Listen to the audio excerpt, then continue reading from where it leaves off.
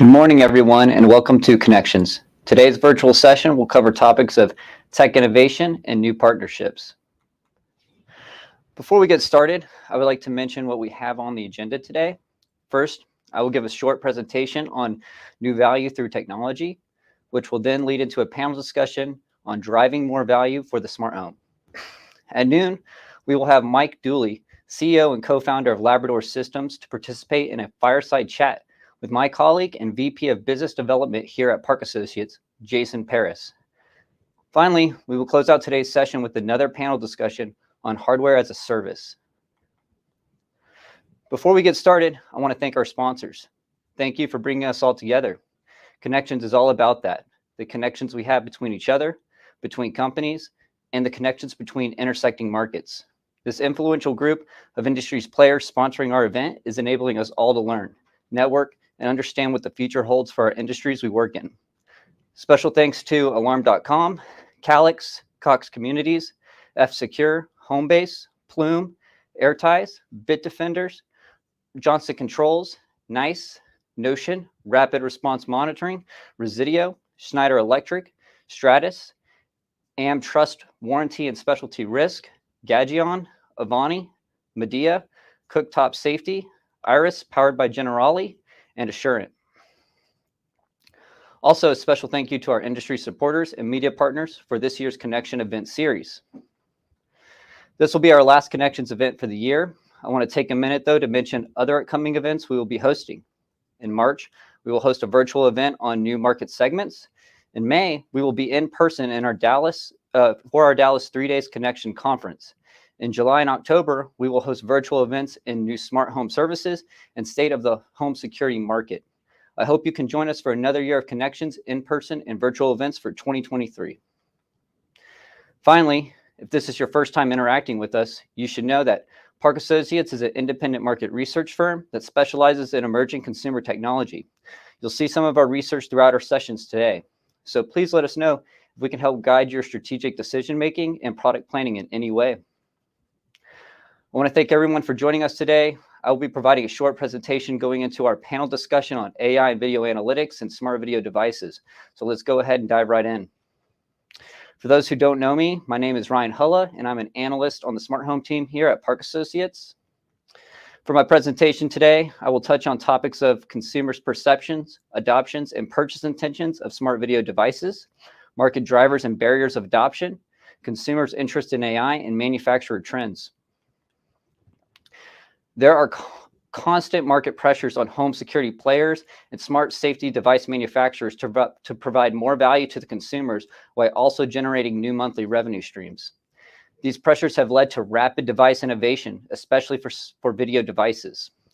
Developers have implemented AI into many smart devices, but recently the application of AI to video devices has been at the forefront. With many manufacturers developing new cameras with AI in the past year, we have seen a suite of new features from these products, such as facial recognition, package detection, reduction of false alarms, and other safety features. From a consumer's perspective, at the end of Q4 2021, they were less familiar with smart video devices than in prior years. They also perceived them as less valuable and less affordable due to recent price hikes in 2021. This is generally a trend the market sees in reverse. And this is likely due to macroeconomic issues of inflation, supply chain disruptions that surfaced at the end of 2021. In fact, data presented later on in this presentation shows that consumer perceptions of these devices do relate to the pricing of the devices themselves. Recent data indicates over half of consumers are very concerned about their property safety, and nearly 1/3 are anxious about their personal safety. These growing safety concerns are prime motivators for consumers to purchase security devices and are strong drivers for the security industry. Despite consumers' attitudes being lower on smart video devices than in recent years, they are still some of the top smart devices adopted by consumers. Smart video doorbells are the most adopted smart home device, with 14% of consumers reporting to own one. Smart cameras are slightly behind as the third most adopted smart device at 13%. Smart video devices growth has plateaued over the past year, but they are still holding their gains of adoption made during the COVID-19 pandemic. Purchase intentions are still high for smart video devices, with about 1/3 of consumers intending to purchase a device. Consumers have embraced smart cameras. New use cases are being introduced, but there are also still barriers of battery life, increased hardware cost, and hurdles with the installation process.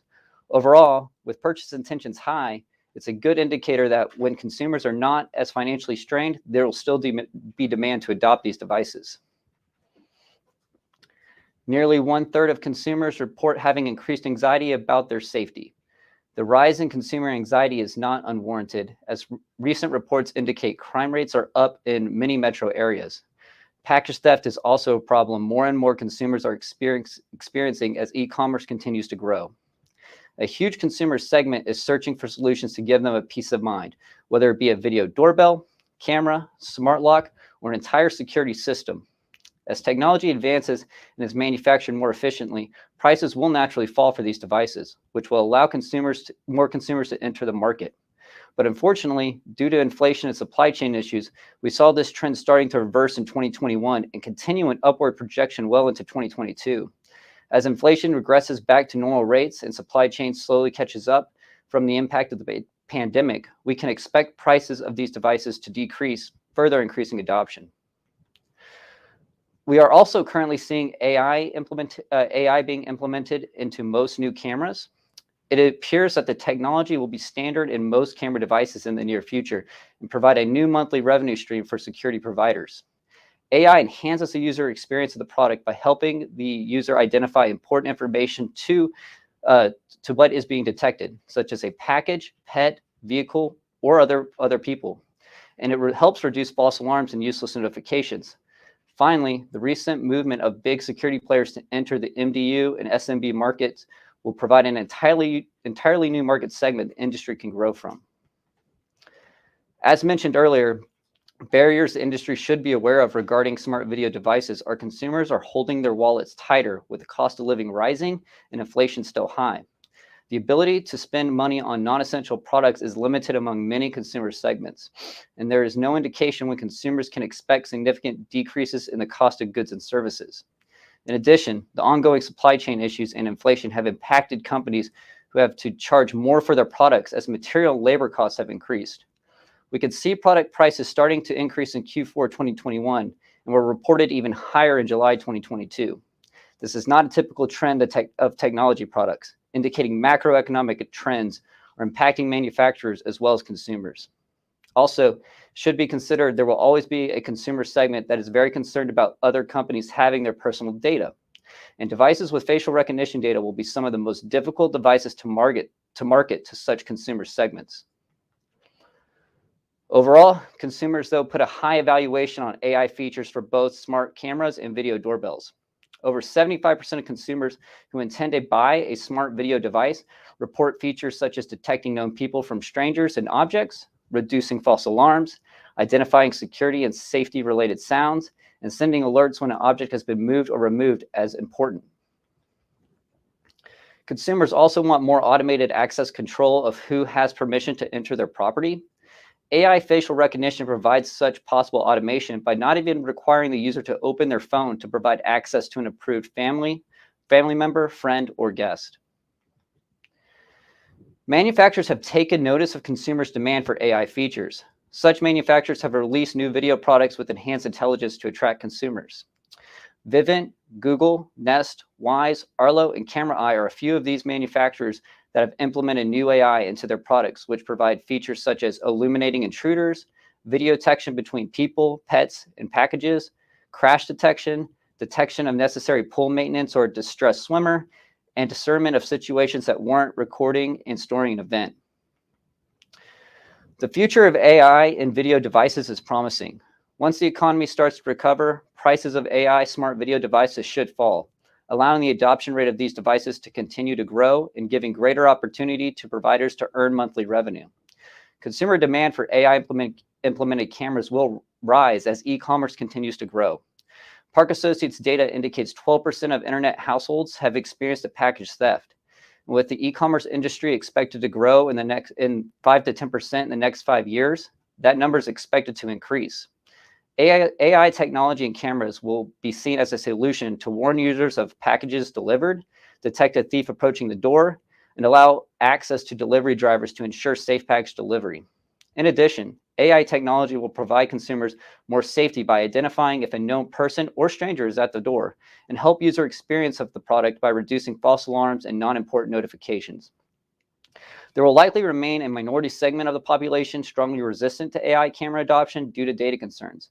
But for individuals who want a smart video device in the not so distant future, AI implementation will likely become the new standard. It will provide a greater value product for the consumer and a new tiered monthly revenue stream for providers. Thank you everyone for joining us this morning. We will be back after a short break with the president and CMO of Park Associates, Elizabeth Parks, moderating a panel discussion on AI and video analytics driving more value for the smart home.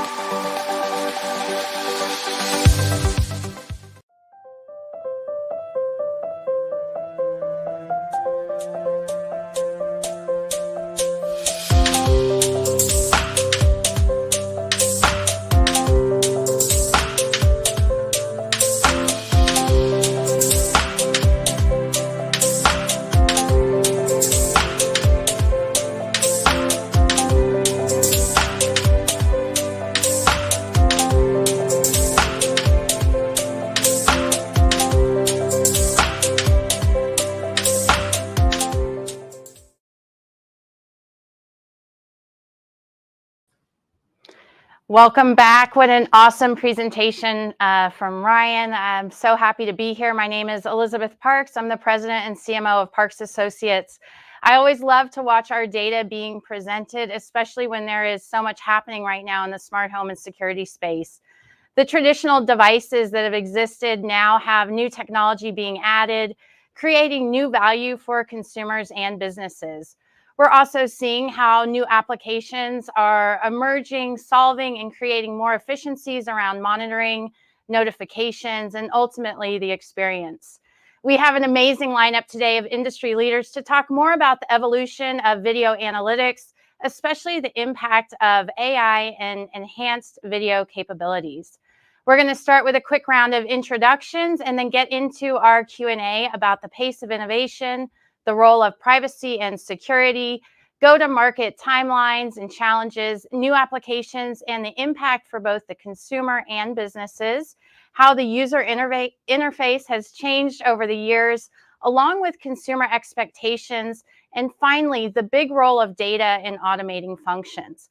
We're going to be taking questions throughout our session, and we've got 45 minutes for this discussion, so please add in any questions you have in the Q&A and chat. I'm very excited to welcome the panelists today, and we're going to go ahead and get started with brief introductions from each. And so we'll go ahead and start out with Alex. Alex, thanks for joining us. Let's hear what your role is and the role of Josh as it relates to the smart home space. Thanks, Elizabeth. It's great to be here. I always appreciate being on a panel with some great people. My name is Alex Capisalatro. I'm the co-founder and CEO of Josh AI. If you're not familiar, Josh is a whole home automation platform built on privacy-focused voice control and artificial intelligence. We've been around for about 7 years. We primarily service the professionally installed smart home space. We make a bunch of hardware. So you're seeing here in the photo, Josh Micro, Josh Nano, and Josh Core. We also recently partnered with a company called Ava, making a handheld remote product. And then we do a lot around software, automations, machine learning, and voice control is very central to what we do. So I'm excited to dive into what we're talking about, and just great to be here. Great. Thank you so much for that intro. Next, we have Uday with Sentry AI. Uday, welcome. It's great to have you back on our virtual stage. Thanks a lot, Elizabeth. Once again, as Elizabeth mentioned, my name is Uday Kiran Chaka. I'm the founder and CEO of Sentry AI. I have more than 20 years of experience in the technology industry and 2 patents specifically in computer vision related to remote monitoring. So at Sentry, we provide AI guards for every site to improve safety and security of our communities. Our AI guards essentially, they mimic the thinking of a security guard or security personnel. And unlike humans, they never get tired and continuously learn and improve over time. So we monitor thousands of cameras from homes and businesses all over the world. And our customers include GuardAWorld and other security providers, educational institutions, warehouses, storage facilities, auto dealerships, offices. Basically, they use our AI guards to detect intrusions by people and vehicles, recognize them uniquely, and identify unusual behaviors like loitering, a fallen person, or a shooter threat. And as Ryan mentioned during the opening, I strongly believe, right, in the next few years, AI and video analytics will power the safety and security experiences people will have at home, work, or in a public place by leveraging all the cameras and other sensors they have already installed. So looking forward to diving deeper with the rest of the panel here. Thank you. Great. Thank you for that intro. Next, we have Tom Doyle with Aspinity. Tom, thank you so much for being here. Yes, hi. Hi, everybody, and thank you for having me. I am Tom Doyle, CEO and co-founder of Aspinity. I thought Ryan's talk was great because it illustrated the trend towards deploying AI and machine learning to the edge to understand from a security perspective, vision, audio, all these different dynamics that are happening in and around the home. And so from that perspective, Aspinity is really focused, and our mission is on making products like that more power intelligent. With our breakthrough technology, our AML 100 is the first reliable machine learning chip that hosts algorithms for doing inferencing on this data at really, really low power levels. So we eliminate a significant amount of the waste that happens, up to 100x reduction in the always-on AI system power. And that also helps the environmental impact as well. And so in the end, you'll see us delivering 20x or greater battery life, which is really important for these next generation devices that have always on AI and are in our homes or in our factories or in our offices.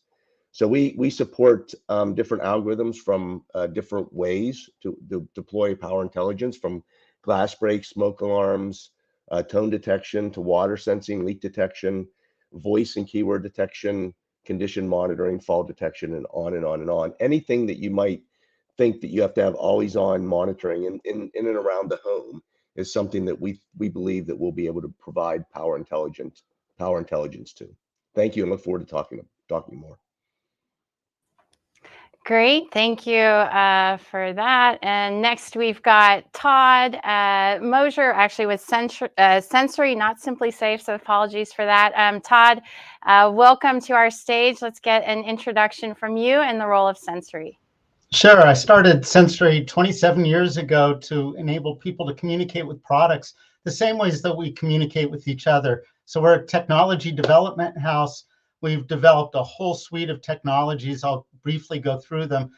We've brought them into the market. We've shipped in about 3 billion different products from hundreds of different manufacturers. Some of them are listed here, but one that's not listed here is Joss.ai. So we're in all sorts of things.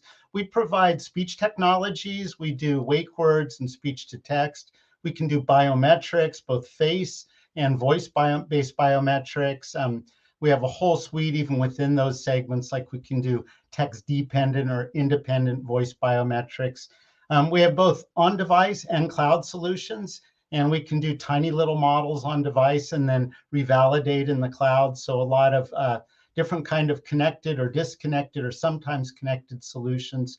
We do domain-specific assistance, and by that I mean for specific markets, we can create user interfaces and user experiences. So we have a microwave that we actually did with one of the sponsors, where you can talk to it and say all the microwave commands in natural language. But we're not doing kind of the Siri-like things where you can say anything in any domain. We do text-to-speech. We do sound ID and scene analysis, which are really interesting technologies. I think they actually have an interesting place in the video analytics space, because by combining sound and sight together, you get much more intelligent answers. So a lot of different technology solutions that we license, primarily into consumer electronic products. Great. You guys are doing so much, and I'm looking forward to your comments throughout today's session. So, Sai, we've got you up next. I would love to have you introduce yourself and Camera Eye. Thanks, Elizabeth. I love how all the other panelists focus on building AI solutions, especially camera-based AI solutions for different smart home and commercial applications. Where we come in is the area that's relatively unexplored, and that is swimming pools and backyards. At Camera Eye, we make pools and backyards safer, smarter, and more connected using our edge and cloud-based AI implementation on cameras. We are the first and only camera that's approved, ASTM approved, to meet pool safety standards. Traditionally, cameras have been used for simple applications such as recording or motion sensing, and the way we look at bringing cameras is really using AI analytics, be it both real time or after event. And for us, when we're looking at the pool space, we're looking at applications such as person or pet detection inside the pool area, or pattern recognition, such as when someone's drowning versus someone is normally swimming. And not only that, we bring AI not just from a safety standpoint, but also from more of a maintenance and an automation standpoint, where we are able to tell people when the pool's dirty or when it's due for service and things like that. And a lot more very interesting applications that we are able to dive in are things where we are able to automate the pool, such as driving pool robots to places where the pool's dirty, and being able to turn on and off pool pumps and heaters depending on the usage and activity. So looking forward to this panel, and thanks, Elizabeth, again for having me here. Great. So yeah, we're very excited to really jump into this conversation. So Let me see if we can get you all on the screen here. I want to start off and really talk about, the changes and the role of innovation and how that's progressed over time. Todd, I'm going to come here to you first. First, I want you to share how long you all have been in business and doing this, and then talk to us a little bit about how businesses are implementing different technologies. What is the pace like now versus maybe 5 or 10 years ago as companies are adding in new tech and really bringing new solutions to market specific to some of the technologies that you're adding into hardware? Sure. So there's two parts to kind of bringing things to market. There's the time it takes us to license a technology, and then once it's licensed, the time to actually put it in a product and bring it to market.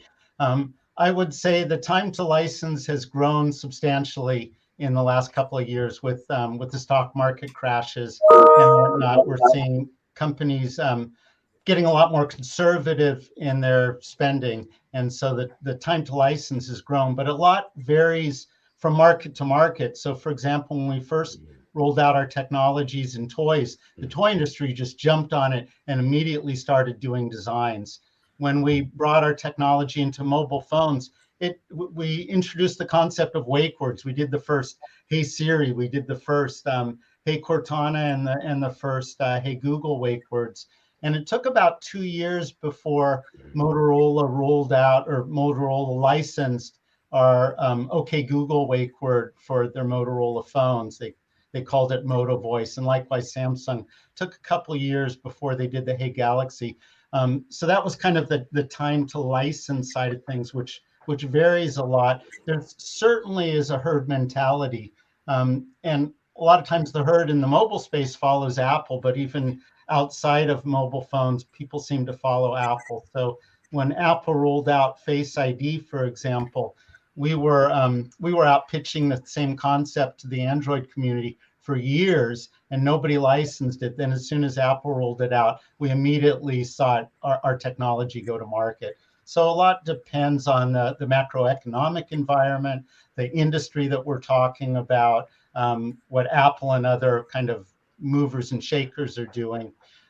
Once we license the technology, there's a pretty wide range of time that it can take to actually go to market. It might be something like a year, but with a really long tail. So a year might be the most often, but the median and the mean might be a bit longer.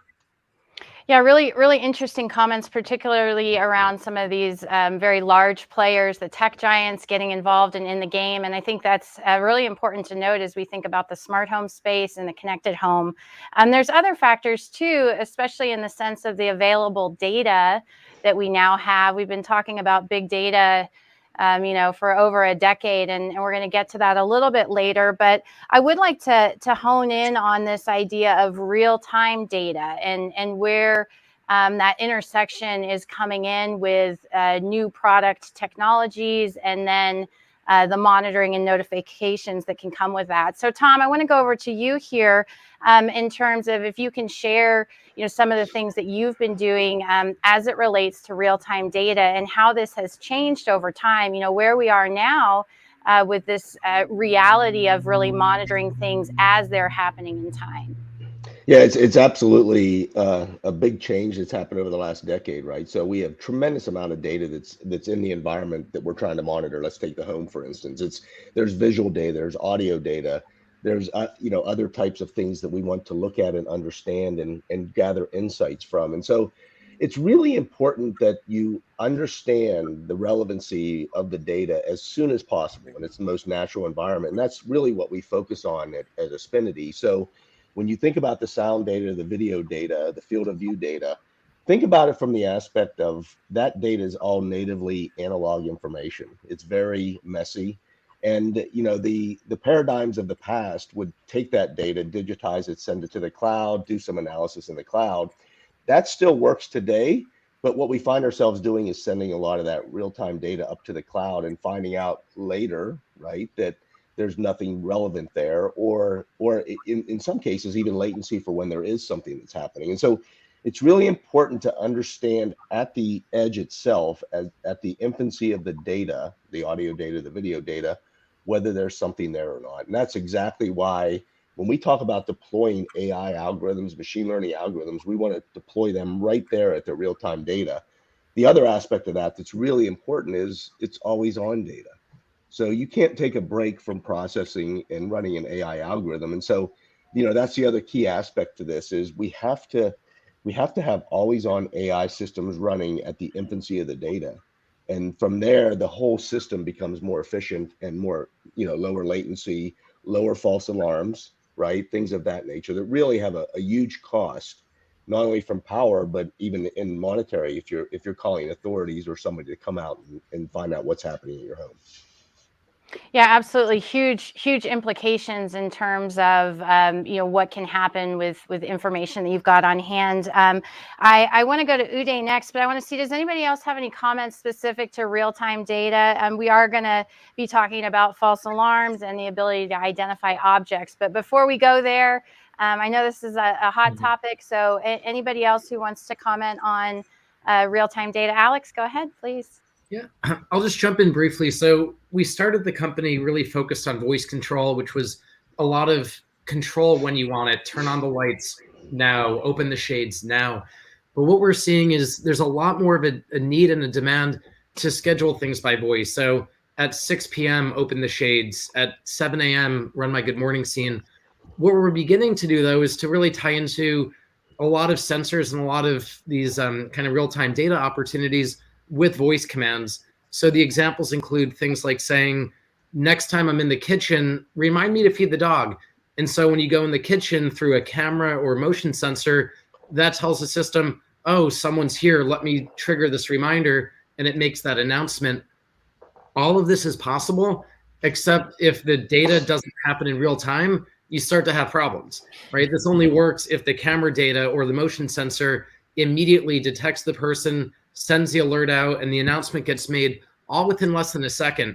And so it's critical that these responses are fast. So going out to the cloud opens up a ton of different latency issues, dealing with different sort of device to device to device chains. If there's anything in that system that doesn't work very quickly, you run into problems. And so we're highly dependent on systems that are going to work quickly, that are going to be, available 100% of the time.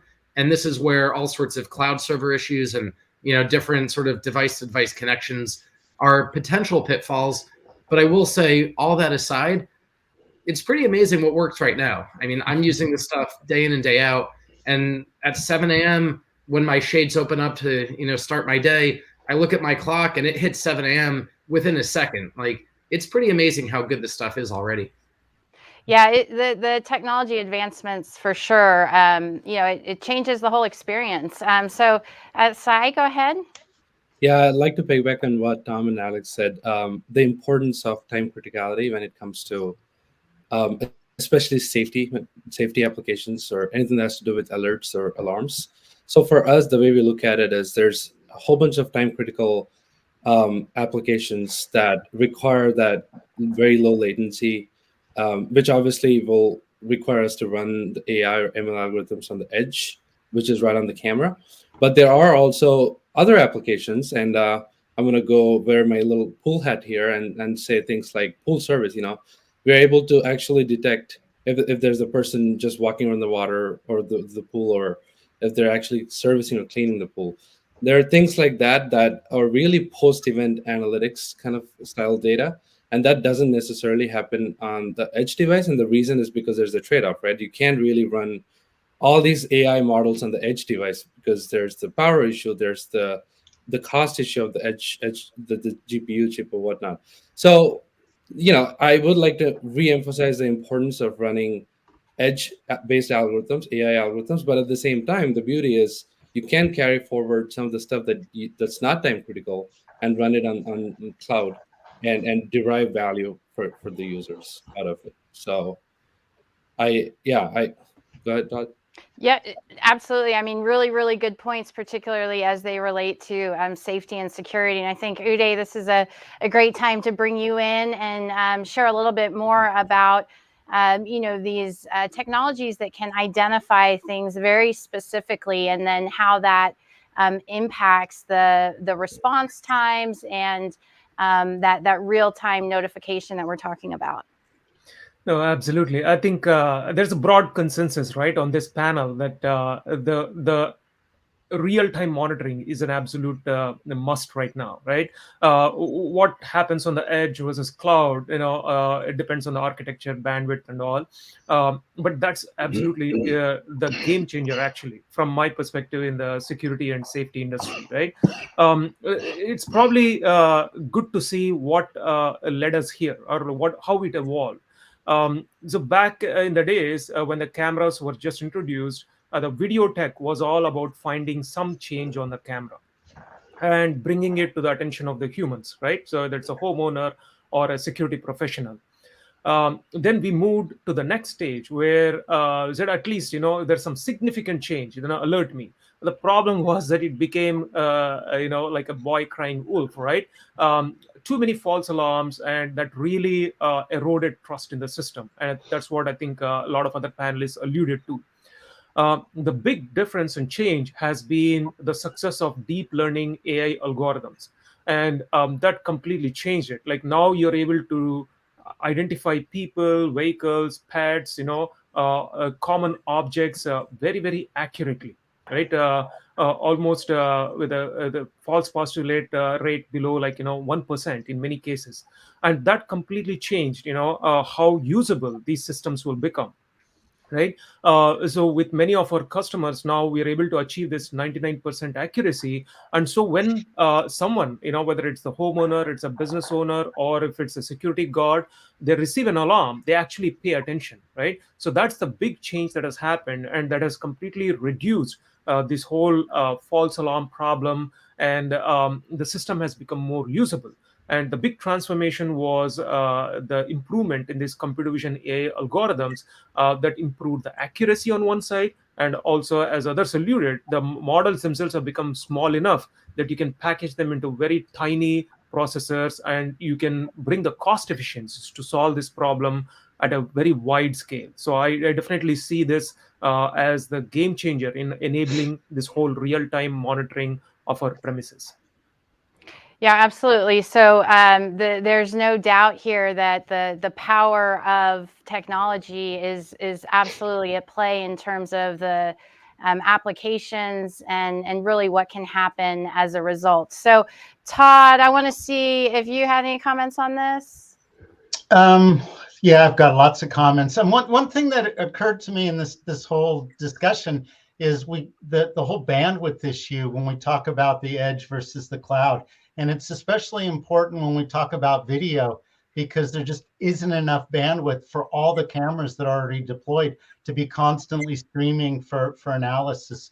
So I think that's a real important point. On Udai's point, I agree with what he's saying, that the technology is here now, but I would argue that the technology works really, really well with compliant users. Users like on my mobile phone, if I hold it up to my face, it works awesome. If I look at the kind of cameras that I've deployed around my house, the problem is that they're positioned pretty high, and a lot of people that walk up are kind of looking down, and so you don't get really good shots of the face. They don't walk up to the camera looking at the camera, and so there's still, I would say, some quality issues that I believe will go away over the next couple of years. But at least in the products that I've bought, I buy a lot of different AI-based products. I haven't seen the quality of the AI analytics on cameras reach the level that we can do in the lab. Well, sure. And what you're saying also brings up a lot about privacy and security when you think about facial recognition, facial detection, and then, tracking people basically. And so let's talk about privacy and security. This is a really big issue. Alex, I'm going to get your opinion here on this first, especially given how you run Josh and that role of privacy and security within your products.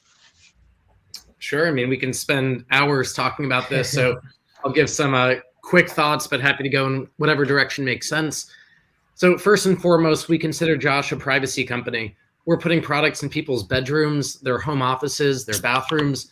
If you can't trust the products that are going in these spaces, we've already lost. And so we never sell data. We don't send anything out to the cloud that isn't necessary. We don't go to third parties. We really try to lock everything down. On top of that, we build a number of different privacy-based features into the product. So when it comes to microphone devices, a physical switch that will disconnect the microphone so there is no way that it can be listening in. Stuff like that is just extremely important. And for us, it's because it all comes down to trust.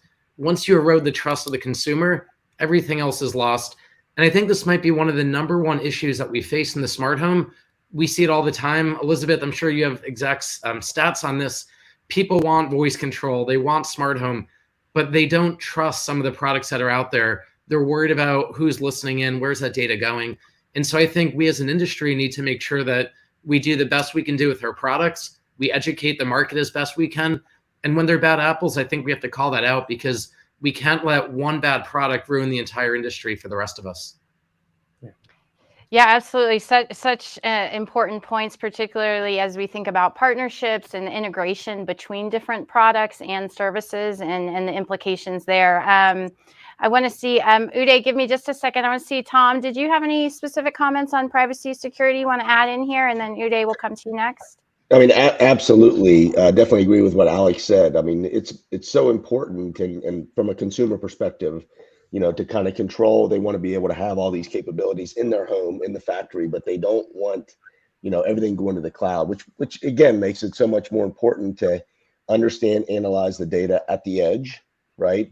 What we do at Xfinity with, you know, we're able to run machine learning algorithms at the very, you know, the very first one to understand whether someone is speaking or not, or whether, you know, there's other noises that you don't want going to the cloud or elsewhere as well. And so it's a big focus for us, but definitely agree with Alex. And it's one of our missions as well, is to enable consumers to control the data and keep it local versus going elsewhere where they have no control over it. Sure, absolutely. Uday, you want to step in? Yeah. Actually, in addition to echoing what others mentioned, I strongly believe that AI, especially we are in the security business, dealing with cameras, privacy and security like extremely important, right? So we actually believe, and we published a paper explaining how AI can actually facilitate and improve the security. As compared to decreasing, right? And the way we actually visualize is that you have two alternatives. You have these cameras, and either you can sit and watch them, or you can pay someone to watch them, right? In either case, you know, it's just a very cumbersome task at best. And at worst, it's like you have people gawking, right, at your own properties, and you know, like think about all security guards and all, right? So AI, the way we visualize it is the AI can mask people, as all the panelists here know. There are technologies very simply mask people. Until unless something is unusual, you actually do not even see the people, right? So to the previous point that Todd you mentioned, people are not looking at the cameras. In fact, we don't need to. You can actually identify people by just looking at the silhouette or the outline of a person. And, you know, in some cases, gait, you know, you can identify people very accurately. So our database, like we have actually processed more than 1 billion photos from security cameras, very challenging weather conditions, light conditions, and people not complying. And we are able to identify people uniquely, and we are able to identify that the activities are normal as compared to abnormal. The moment something is abnormal, you can set the rules to actually now unlock or unmask the activity, the person, so you can now view what is happening. I think this is basically how you can actually enhance privacy, and you can avoid kind of the state surveillance or this kind of big brother kind of issues by adopting the right technologies, and you can enhance privacy wherever this is deployed. So I strongly believe we have the tools to do so, and I echo what Josh said. We as the industry players building these products and solutions, we can very easily incorporate them and enhance people's trust in our solutions. Yeah, absolutely. Todd, you had a comment? Yeah, on the privacy front, it's a real interesting kind of issue. We've seen it change over time a lot. We've been on the edge for many, many years. And I would say a long time ago, it wasn't much of a selling point. It was a bullet point, but not really a selling point. A couple of factors are happening right now that are really relevant in the need for privacy. One is the laws that have been instituted. That's really caused a rush for manufacturers to get serious about privacy. You know, the European laws and the California laws, the laws that are taking over the world and how we deal with private information have had a huge role. But also really interesting is demographic changes, where older people like me seem to care a lot more about privacy than my kids do. You know, they're used to apps like Venmo that will tell all your friends what you're spending money on, which for people of my generation, it's like, what? Why do I want to tell people that? So there's a lot going on with privacy. Yeah, absolutely. I was actually on some app the other day. One of my kids was on my phone, and I figured out this app actually shows where I'm located at all times for anybody that I'm friends with on the app that's, you know, through my kids. So I was like, whoa, I didn't know this is actually showing my location to anybody she's connected with. She's 9. So I turned that off pretty quickly. But, you know, the awareness factor, I think, is going to continue to be an issue that the industry has to work through. And you know, Alex, the trust word, any relationship is built off of trust, especially one that's got reoccurring payments going out. You know, people care about the companies they work with and how they're treating their data and security. Let's move on and talk a little bit about the value that's coming out of hardware, you know, as a result of all this new tech and innovation happening. And I want to go to say here in terms of understanding, you know, some of what you're doing and coming up with really new ideas and new applications that maybe nobody's ever really thought of before, but that can have an amazing impact operationally for a business in terms of how they actually operate and their workflow process. And then, of course, you've got the end user experience, which can also have that some great impact as well. So touch on that a little bit in terms of products and that extended value coming as a result of technology. Yeah. Thanks, Elizabeth. So one of the things that we have learned over time, and I think this is because of our focused channel strategy, is whenever we come with new products, especially maybe a little higher price point than the existing cameras, it's a little hard for people to understand the value and actually go out and buy it from, you know, an online or a retail store. So one of the biggest channels we have gone with is the builder channel, and the beauty about this builder channel is, and then when I say builder, for us it's mostly pool builders, you know, people building pools in existing homes. And the beauty about this channel is, you know, these builders put it in the package of the pool, you know, package of this new construction or the new pool. And over time, while working with them, we realized that the beauty is not necessarily just within the camera, but really on the algorithms and on the software. So how can we extend the value of using this camera from not just a homeowner standpoint once the pool's ready, but actually also on the builder standpoint when they're building the pool. So over time, we realized that why don't we put these cameras not after the pool's ready or the construction is finished, but rather way before the construction is even started.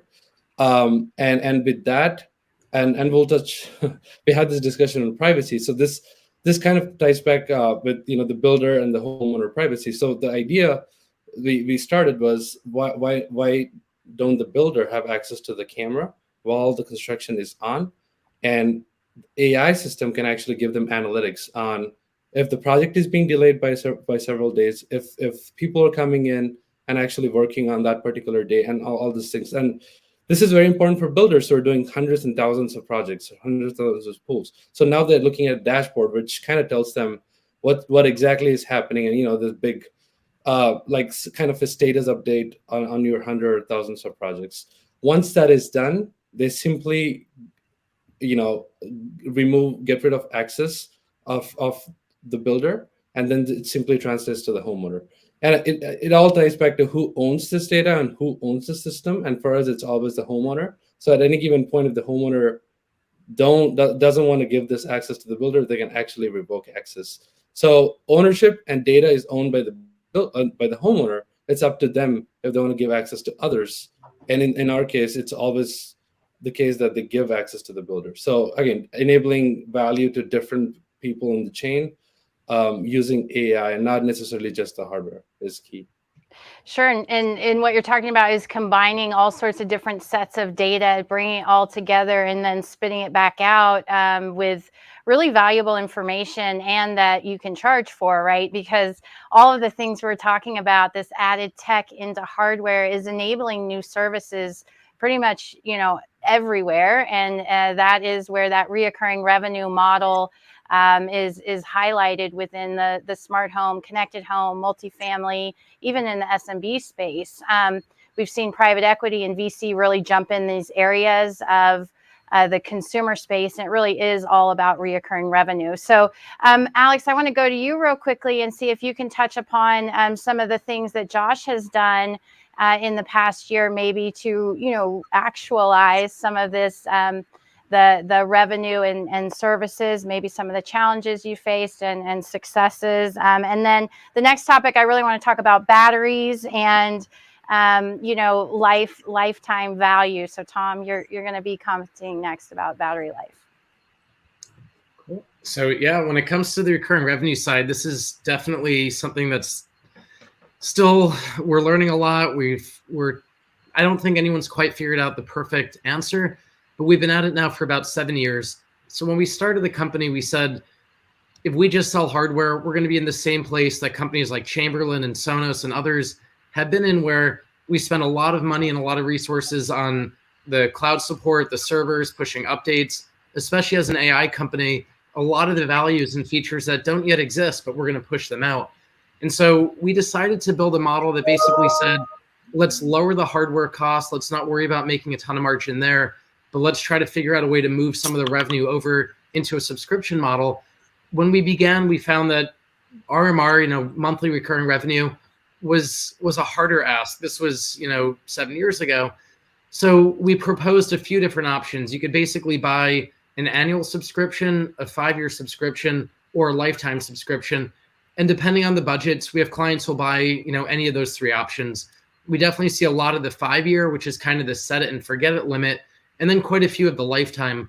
We're just now beginning to introduce a monthly plan. It's not yet rolled out, but we hope to roll it out by probably January. So coming up in the next couple months.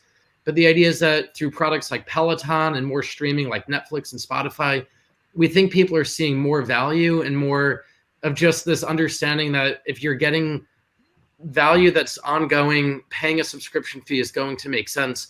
That being said, we have other projects where we sell through a network of installers.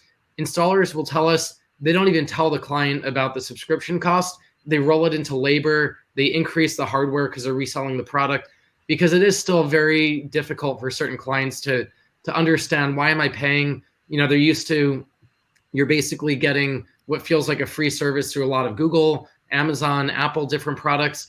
And so it's one of these things where we're still figuring it out, but we do make sure that any of our customers understand there's a subscription to run the system.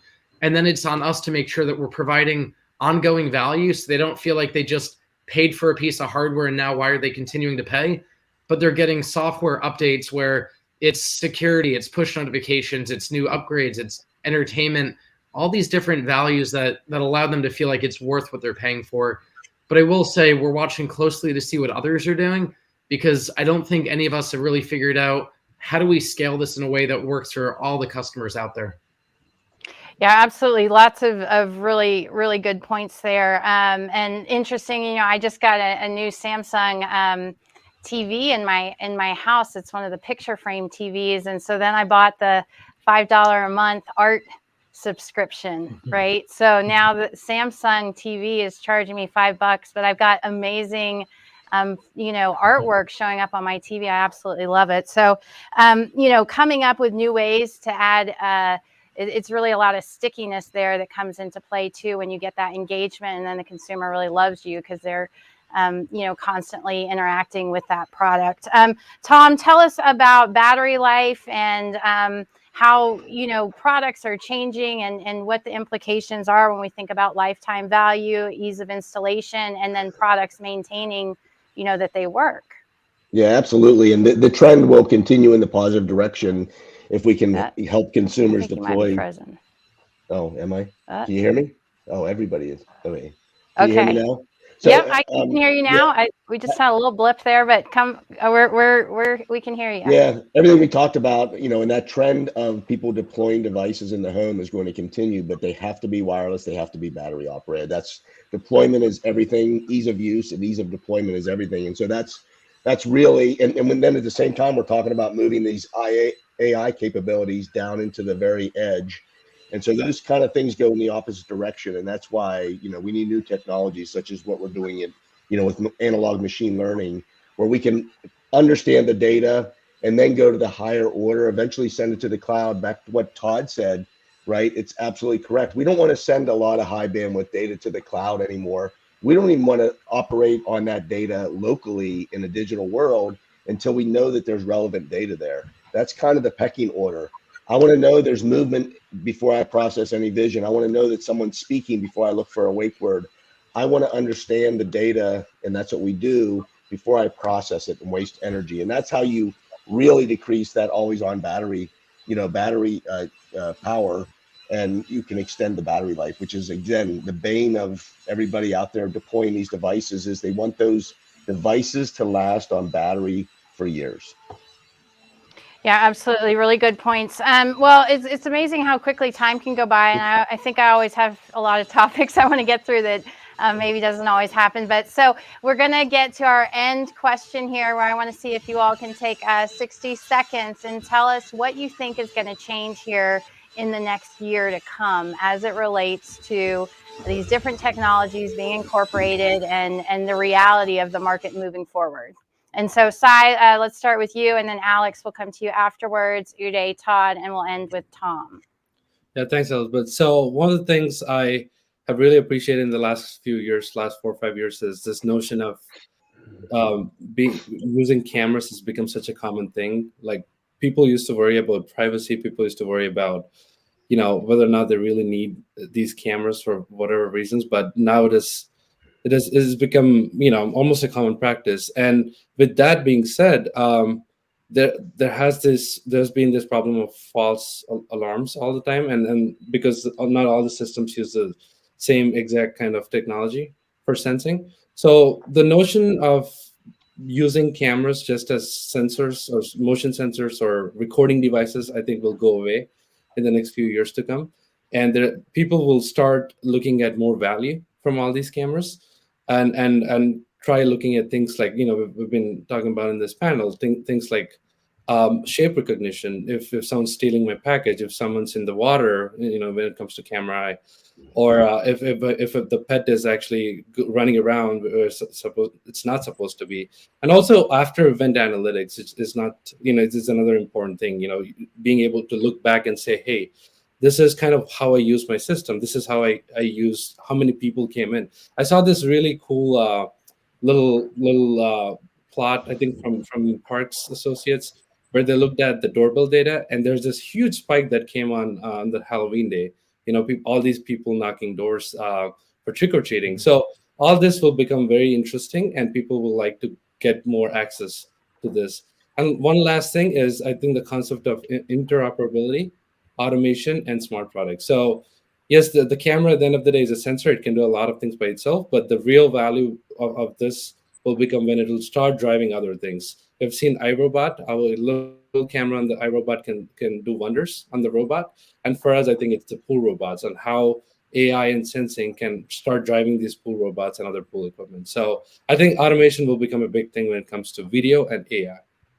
Thank you. Absolutely. And good points. We didn't get a chance to talk about Matter, but that Matter initiative could really help drive the market forward. So we certainly will be watching that. Alex, we'll go to you next, and let's keep it, if you can keep it short for me so we can get through everybody before our next session. Yeah, so trying to be quick. The main focus we have over the next 12 months is what we're calling home intelligence. And it's this notion that it's more than just using voice control, AI, or home control, but it's the idea of how does the home actually become a bit more intelligent to do the right things at the right time. Put simply, it's basically about using context. So for example, you walk in the room, you tell the home, turn on the room. It's going to look at what's the temperature, what's the weather, Maybe you turn on the fireplace if it's cold, maybe it leaves it alone if it's not. A lot of that stuff that we have the pieces baked in, but we're just beginning to roll it out as really a full system. Part of the extension of that is also moving voice control from simply command and response, so turn on the lights turn on, to being a little bit more intelligent. So, basically telling the home, hey, if it rains later, deal with it. And the home knows what that means because it's monitoring the weather. It knows the state of your, lights, your shades, your thermostats, all that other stuff. So the idea of really taking it from just command response and being more intelligent through voice commands and automations. That's what we're excited about. Absolutely. That whole home vision. I love hearing you talk about that, because that's really what we've been looking at for decades and getting to that point. So it's very exciting. Uday, 1 minute here for a comment. I'll keep it very short. I strongly believe that, this AI-powered remote monitoring of homes and businesses, will be much broadly deployed over the next few months to a year, right? Mainly because it's working, it's useful, and it's affordable.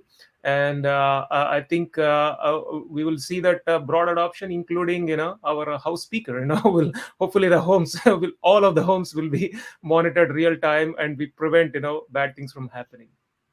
Absolutely. Schools as well. I'd love to see more AI-based technology to help those responders in the with any threats of safety for our children at school. Todd, we'll go to you next here. Sure. Everybody's talked about technology, but I think the global macroeconomic environment is such an important thing right now that will have a pretty heavy sway over what happens the next year with the Ukrainian war hopefully ending and recession slowing down and inflation slowing down. On the tech side, there's a few things that are going on that I think are really interesting. There's combining sensors together to do a deep fusion where you can have microphones and cameras and look at more things and listen to more things at once.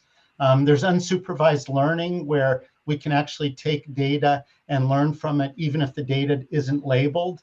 And that's a really powerful technology that's coming of age. So there's a variety of things. One of the really interesting things that we're seeing now that we've moved to the cloud, a lot of our historical business has been with companies like Tom's that have tiny edge-based devices, but now you can move a cloud to the edge, and you can run on very efficient large chips, and I think there will be a whole lot of plays in that area. Interesting. Okay, great. Thank you so much. And Tom, last but not least, of course. Yeah, thank you. And I mean, I see the trend going in the next year, and it's already happening now to some extent, towards insight-driven system that really addresses a lot of the things we talked about. So what I don't want, I want to be able to control my home and all the sensors I put in my home that are growing massively. And so with 5G and the rollout of 5G, I think that's going to put it more into my hands, into my iPhone, where I'll be able to now decide what data is relevant and what data comes to me. I don't want data that's normal. I don't want to know that a leaf blew in my backyard. I want to know that there's a person there. And so I want to know when to water my plants. All of this stuff is insight driven, and we're gonna have a plethora of data that comes at us, and we'll be able to control that data and decide what is relevant for us as an individual. And that'll all stay within our particular domain, if you will, and won't go to the cloud. And so I see more and more of that happening as we speak with devices out in the world. But I think 5G is going to be a big driver for that. Absolutely. Great comments. Well, thank you, gentlemen, so much. You all are amazing and truly helping build our future. So I want to thank you for your contribution and time today, and hope to see you in person soon. Thank you, Elizabeth. Thanks, Elizabeth. Thank you. Great. And so if you give us just a minute, we'll be right back with Mike Dooley, co-founder and CEO of Labrador Systems, along with Jason Paris, Vice President of Parks Associates.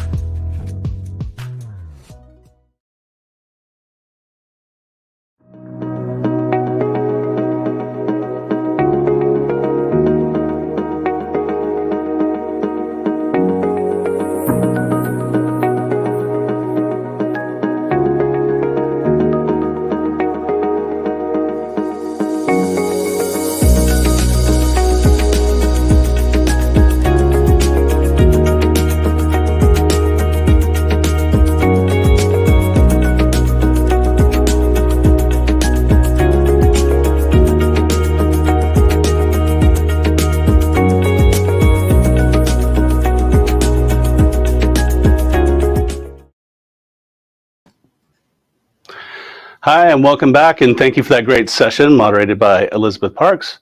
I'm Jason Paris, Vice President of Business Development here at Parks Associates, and we continue to look at tech innovation now with today's executive Q&A. When we think about smart home, things like lights, locks, and thermostats come to mind, but those are all installed into fixed locations in the home. What about technologies that can move around the home and solve everyday problems? I'm so excited to welcome the leader of a company who's doing just that. Mike Dooley is the co-founder and CEO of Labrador Systems. I'd like to let you know that we're taking questions throughout, so if you have questions, please send them in. We're going to talk for the next 30 minutes about the value of robots, use cases, and business models. So thank you, Mike, for being here. Let's start with you providing a brief intro about yourself and Labrador Systems. Sure. Well, first, thank you so much, Jason, and everyone at Parks for having us on. Labrador Systems, we're really creating a new category of robots that are designed to help people live longer and more independently in the home. And so what we're doing with that is it's a mobile platform. We'll show you a quick video in a second, but it really is meant to help keep things within reach for individuals, help carry large loads like the laundry basket, or help people carry the plates back and forth to the table, or bring the groceries in, all the way to like reminding someone to take their medication and bringing it physically to them. And so this is a real tool for folks where through a number of issues, whether it's injury, chronic disease, chronic pain, or certain health conditions as people age, where they find that their mobility is more challenged, this is really meant to be that sort of extra pair of hands, both to assist them and in some cases assist caregivers. So I think it's probably good. So instead of me waving my hands, why don't we go ahead and play the quick video, and that'll show the context. And just to set this up, this is the Labrador Retriever. It operates autonomously inside the house, and the people you're seeing in the video are actually pilot users who had the robot in their home for up to 8 weeks at a time as part of our studies last year. So with that, I'll let your team play the video. Great.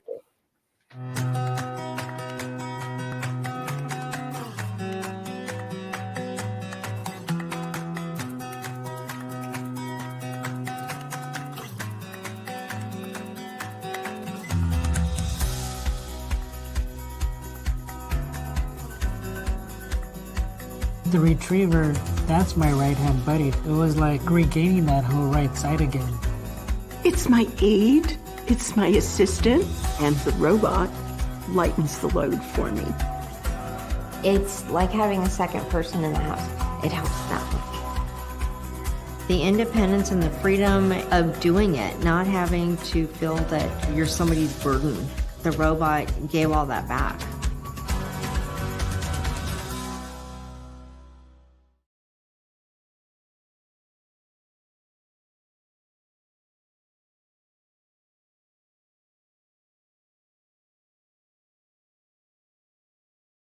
Really captures, what we're about. And you can see we have a diverse range of folks, everyone from, there's some individuals in their 40s that have like stroke or early onset diseases and things like that, on to folks that are still aging and living in place, dealing with rheumatoid arthritis and things.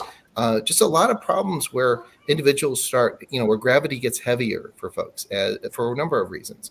And again, this first mission is, it's this mobile platform. You can easily command it. As you can saw, it happened pretty fast, but you can command it, use a voice assistant, so like Alexa, or you could use it with your phone and just say, go to the kitchen, go to my armchair. And the robot can automatically navigate from that position, go around the pets and animals and kids that might be in the way, and then park itself, and it raises and lowers. So if you wanted to have like an afternoon, snack or tea, you could send it to the kitchen and it goes off there, parks right next to a comfortable spot, raises up to the countertop level. You get what you want, and then from there, then you send it over to your armchair, and it goes, parks, and lowers to keep everything within reach.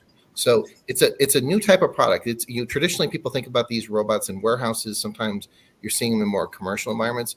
Our background, I know one of your prior speakers mentioned folks like Roomba. Well, we worked on the technology for that and some of iRobot's product line. And so what we're really trying to do is sort of cross this chasm between what's consumer robots and commercial robots, and bring something that's got the scale of a consumer robot in terms of the electronics and the sensors we're using, and make that affordable, but make something very robust that can operate in the home. Yeah, that's very interesting. Can you tell us a little bit about the development of this product? Because I can certainly see why you're looking to address things like independent living, aging in place. But Parks Associates data shows that when you ask adults 40 and over where they're going to live when they're 80, roughly 80% of people say they're going to be living at home still. And we know those expectations aren't always met. So it certainly makes a lot of sense. But did you start developing this product with that in mind, or were you looking at potentially other applications as well? The core use was in the home. We actually support senior living as well because they're trying to provide a home-like setting in a lot of as a trend for them. So everyone wants to stay at home. I think the number, one thing I think that even is that we're seeing from senior living operators is people are foregoing. They come in older now. Like one of the classic things, anytime we go into assisted living, they have more, there's more walkers parked outside the dining room than there were 10 years ago. And that's a big trend. One is we have more seniors than ever before. And folks like my parents, my dad's 95, my mom's 91, we're living older longer. And a lot of us don't process what that means, but it means that fundamentally, the experience of my grandmother, who was in a nursing home in the 1980s, and had a shorter lifespan than my mom, who's now in her 90s, has been in a wheelchair for 5 years and is still going strong, but needs care in the home. So we have what we're facing is the core impetus was originally just that experience when my mom had a blood clot, went to the hospital, she did okay, went into rehab hospital. If you haven't experienced this with your parents, it's going to happen with someone. And then coming home, we had this state-of-the-art medical care in the hospital. Everything was wonderful and didn't have a stroke. All that was cleared out. But literally coming home with her and getting a hospital bed and putting her in the dining room because she wasn't able now to go up the stairs. That was like 1930s. And it was like, wow, we have to be able to do a better job at this. And then the other insight was really looking at what is changing, both at that point for her, but earlier when she's starting to use a cane, when she's starting to use a walker, her hands are becoming her extra pair of legs, and things that a lot of us take for granted aren't simple anymore. And that has, it creates risk for falls. It's fatigue issues. And on top of that, it's really a sense of dependency that we really don't want to have people go into, where we want to have them do more on their own. Can you speak a little bit to the user experience? Is this something that could be voice activated? Is there some AI learning going on that's helping with the overall experience? So it's really agnostic in terms of how you can command the robot. The first thing is it starts with the idea of a series of bus stops, and the bus stops are the places you want the robot to go. And so there's a bus stop at, it could be multiple in the kitchen, one by the kitchen sink, one on the left side of the refrigerator when you open up that door, the right side when you open up the freezer, and laundry, all front door for bringing in your deliveries. So that metaphor, we learned a lot in our own startup, and then working at iRobot. There's a reason why Roomba just has a clean button on it. So you just have this metaphor of send the robot where you want it to go, and it predictably does that. They can command that by whether that's a tablet, whether that's just an app on their phone with those lists, or saying something like Alexa, ask Lab 1 to go to the kitchen. And so we really want to let people use it the way that's natural for them, and all the way to like some people that for tech reasons, or for also like my dad who has neuropathy,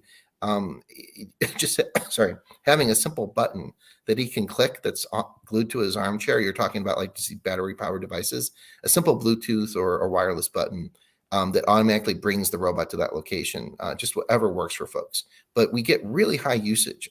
So we haven't had anyone that found the robot difficult to use. So we go in it, we train it on these locations, and then we leave it. And we've left it for like 8 weeks. And the robot's fully autonomous. We're not remotely driving it. It's just the user and the person. And they're basically going about their routine and sending it to these locations as they need to move things about in the house and as they move.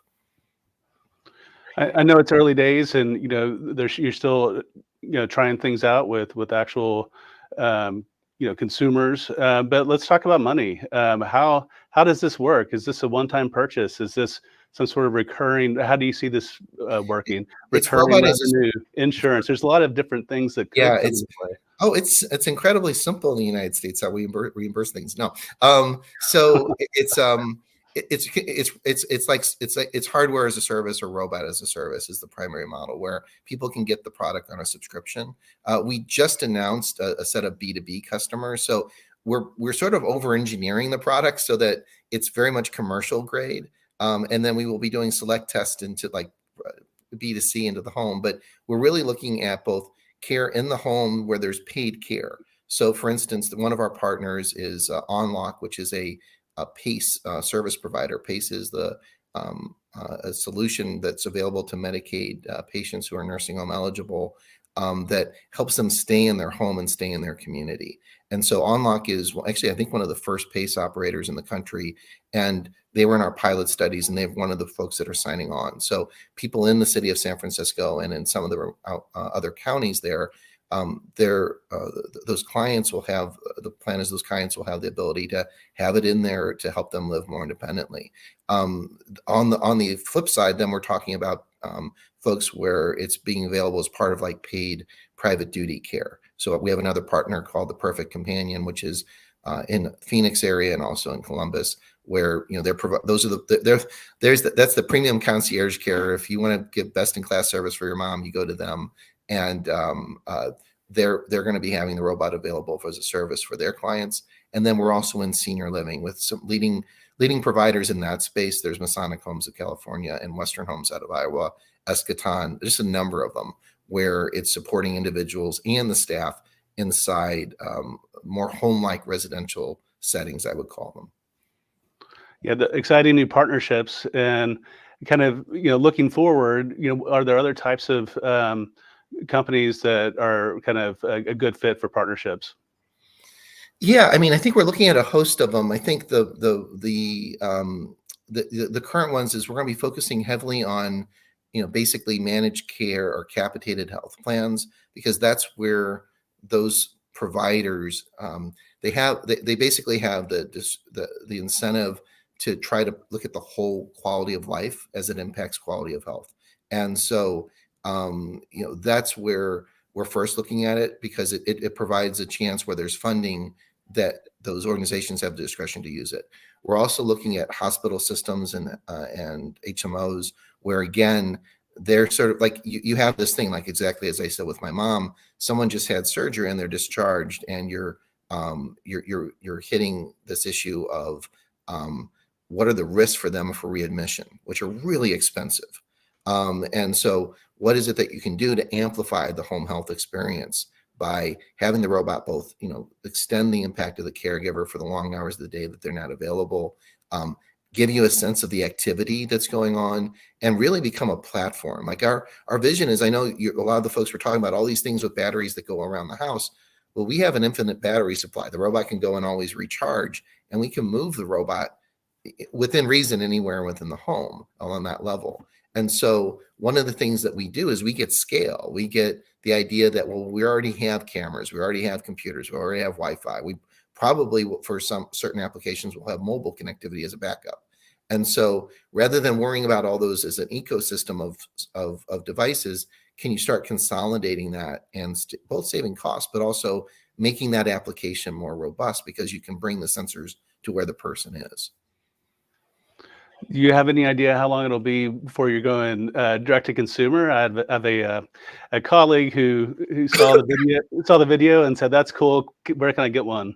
Yeah, we're testing it. I think honestly, there's a combination of forces. Like, this is the industrial talk of it. Is we've got the supply chain and we've got the spike in prices. So for us, the first foray really was to focus on B2B, where there's such a crisis on labor that. And the application has more of an enterprise payback to it.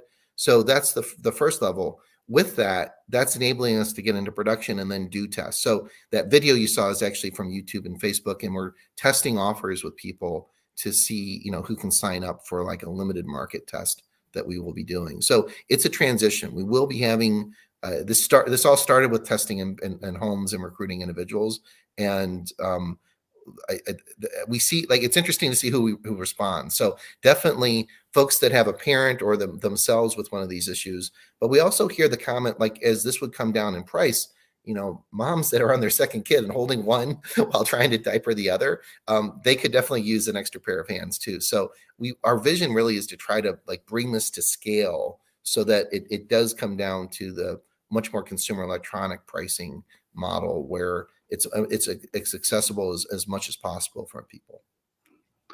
Great. Reading the first question from the audience, does the solution integrate with Alexa Together and other caregiver-oriented voice assistants? So we do integrate with Alexa, and actually Amazon Alexa Fund is one of our early investors and co-led our last round. So we'll support everything agnostically, but we have a special place for Amazon in our heart just because of the support and to be honest, the versatility of their platform. So what we're trying to do as we go out into deployments, it's really going to be the customer first determining which solution we use. So with OnLock, what's their preference? If they're trying to have a telehealth or other application, what would we use? Would it be something with Alexa with one of their smart property solution and other care apps and things? So we're actively in those discussions, and if there's someone who's using those for home care right now or for home health, that would be wonderful because they already have that adopted, and then we could bring the robot and add that to the ecosystem that they're using. So, of course, some consumers are, very standoffish with new technologies. Have you had problems communicating the value of these robots to different groups of consumers? It's not consumers as much. I think that last video we've been testing quite a bit, and people get it. Like initially, when we would just show a video of somebody using it for the laundry, you get comments like, "Oh, I think that person's lazy," or "Why are we having all this?" And they miss the context. That woman has rheumatoid arthritis and has other issues going on in her life that are, she's a fighter, the effort that she's putting in her daily life. So I think part of it was communication and context, so that's why we describe the health conditions, because, that they understand this is really a serious need that we're trying to fulfill on that level. I think the other one that we face, and we're trying to find a way to embrace it, is that people don't want to talk about getting old. The reality of it is that the largest growing population we have in the United States is 85 plus, and we're actually losing the people in my age group, the 18 to 65 year olds. With the baby boomers moving in over 65, we're reducing the population over the next through 2030 of folks my age that either are there to try to take care of my parents or are in the income stage and generating, taxes to pay for the care of other folks. And so, we really have a crisis, and it's been getting worse and worse. So I think the number is, it's like something like 43 million unpaid caregivers in the United States, and it's growing at 4% a year, the same rate as the 85 plus population. And there's really three factors. We've got there's more people older, that we have going into that age range. And like my mom and dad, they're living older longer. My mom is in a wheelchair longer than people would have been 30 years ago. She's living with those issues. The slow medicine and everything we can do, we can keep people alive longer, but they also face they have a higher grader of needs. And on top of that, we're facing just like every other industry, a drastic shortage in the workforce. And so you go to senior living, and the first thing they talk about is labor. Their staff is stretched overly thin, and they're needing support. So this is just, I don't think people realize the crisis we're already in. And then I think the number is we're going to increase that population over 85. I think something by the order of 177% by 2060. So it's something that we almost, like when people ask, what's our competition? Like, no one else is focusing on this, this type of ambitious product. And that's, on one level, that's great for us as we try to lead it open, but it's also disheartening that there's just this, I sometimes, my joke in Silicon Valley, and it's not all investors, but sometimes you talk to investors in Silicon Valley and, they don't think they're going to get old. They're just going to get rich. And they don't think this is going to be a problem. And it is. It's either going to affect you personally or someone that you're going to have to care about. And so what's the best life that we can plan to have? And what are the tools that we want to be supporting people with? Yeah, it's a great point about the labor, such a critical issue right now.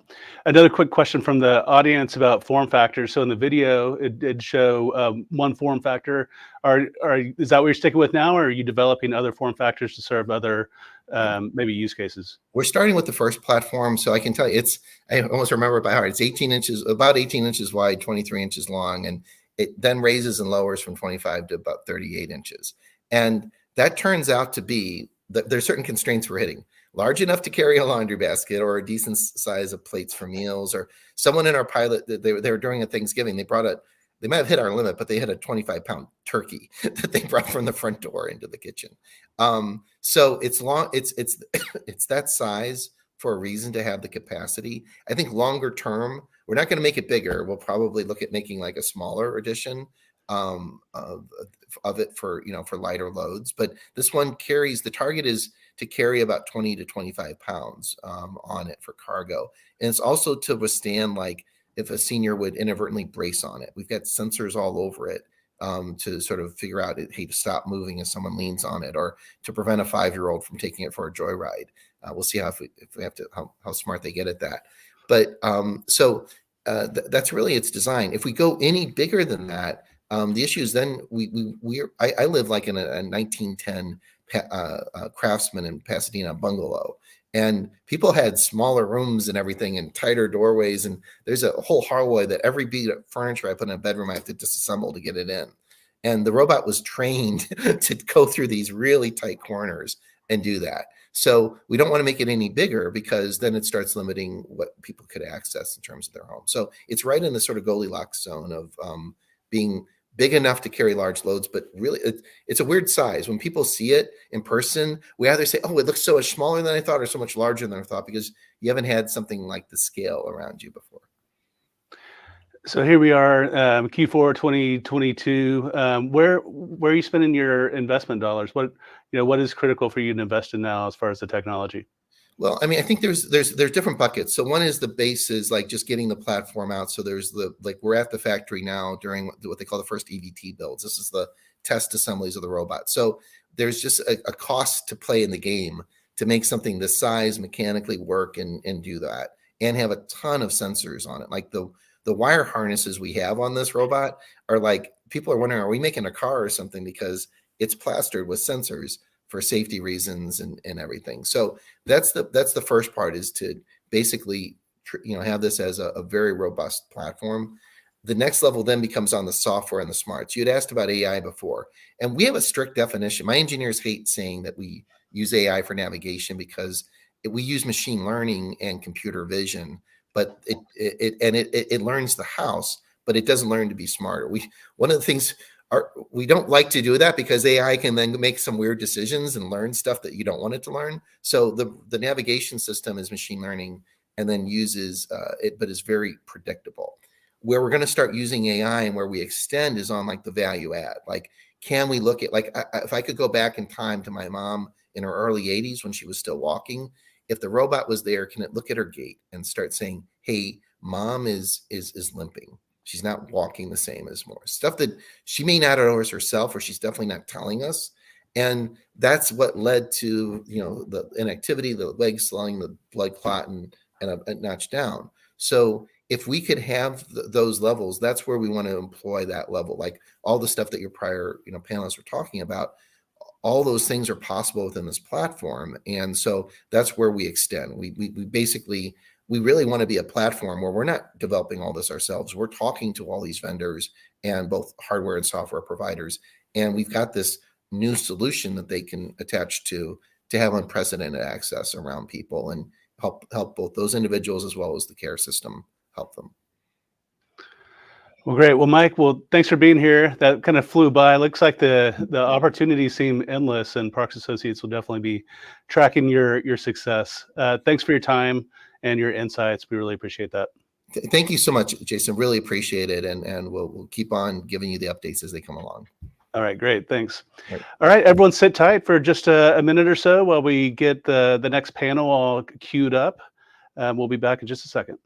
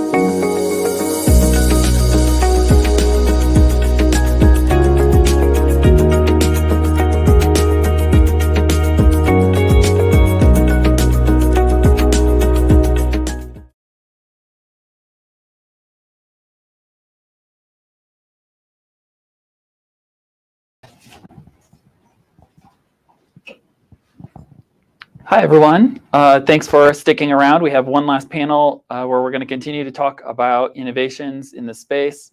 It's been really interesting so far. I'm one of the people that wants a Labrador. I'm not sure if I'm the one who Jason thought of, but I want one for me, first of all, for laziness. And second of all, want one for my mom because she has rheumatoid arthritis. So that's really cool.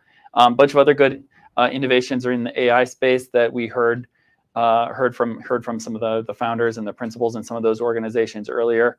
I find all these people super impressive, and I'm glad that I get to kind of bring some questions to another great panel of innovators in the space.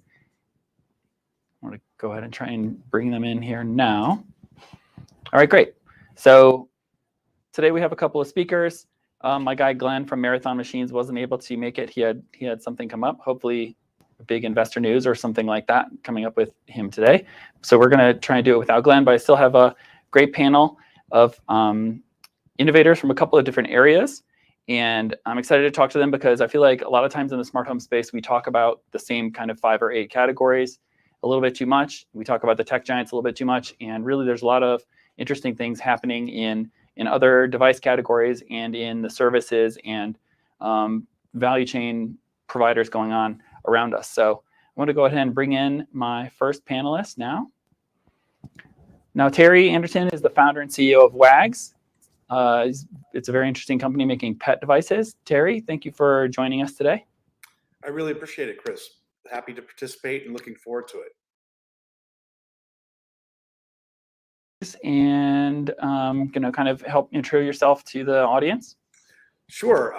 My name is Terry Anderson. I am the CEO and founder of WAGS.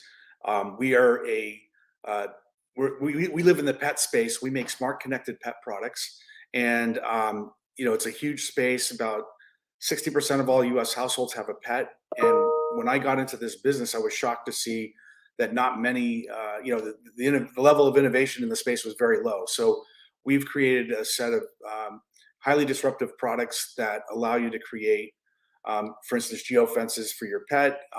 We don't use shock. We can contain your pet, kind of keep you connected with your pet at all times. And there's just a ton of opportunity in this space, and we're excited to kind of be on the forefront of developing it. The latest thing is I think a $25 billion space by the year 2025. So we've been growing very quickly, and the space is maturing rapidly. That's very cool. Thanks, Terry, for being here. He's got a lot of interesting tech going into these little devices, and look forward to hearing his point of view on some other things happening in the industry. All right, we also have Rebecca Belding, she's the VP of Silicon Valley Bank. They are doing some interesting things in terms of who they're working with in technology space. So I'm excited to have Rebecca here. Rebecca, thanks for joining us. And also, could you please tell us a little bit about Silicon Valley Bank? Yeah, thanks so much for having me, Chris. Hi, everyone. I'm Rebecca Belding, based here in San Francisco, California. I'm a vice president at Silicon Valley Bank in our commercial banking division. So Silicon Valley Bank, or SVB, is a bank that serves the technology ecosystem. We've been working with founders and venture capital firms for 40 years and bank over 50% of the VC-backed technology companies. We have offices all over the world and across the United States, and our teams are divided up by subsector focused. So I work with clients in our hardware space that have physical products. So covering everything from semiconductors to connected home, consumer electronics, robotics, IoT devices. And, over the years, our team has witnessed the emergence of the hardware as a service business model, which has been great in so many ways for companies. However, we also recognize that this new age model creates new financing challenges. Customers aren't collecting that large one-time payment, or rather they're recognizing the hardware payback over months or maybe even years. So SVB created this hardware as a service financing product with the intention to help clients finance the upfront CapEx and help repay your loan as you collect money from your customers.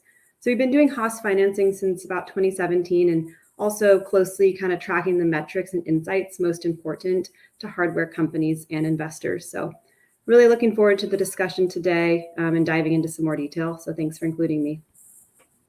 All right, great. Thanks for being here. Next, we have Tom Klein, he's the Senior Director of IoT Business Development at DigiCert. Tom, will you tell us a little bit about what DigiCert does? And also, thanks for being here. Yeah, you bet. So good evening or good afternoon, everyone. It's good evening for me. My name is Tom Klein. I work with DigiCert in the IoT space and in the home space specifically. DigiCert is an organization that specializes in digital trust. What is that? Almost every single one of you that have enjoyed this presentation today has interacted with our technology today.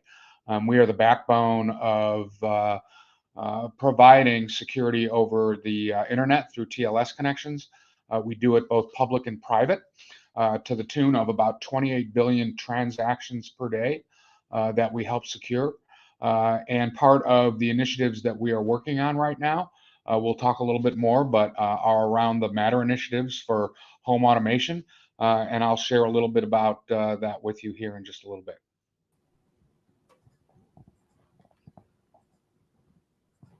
All right. Also, next we have Bob Langlois. He's the founder of Water Control Management.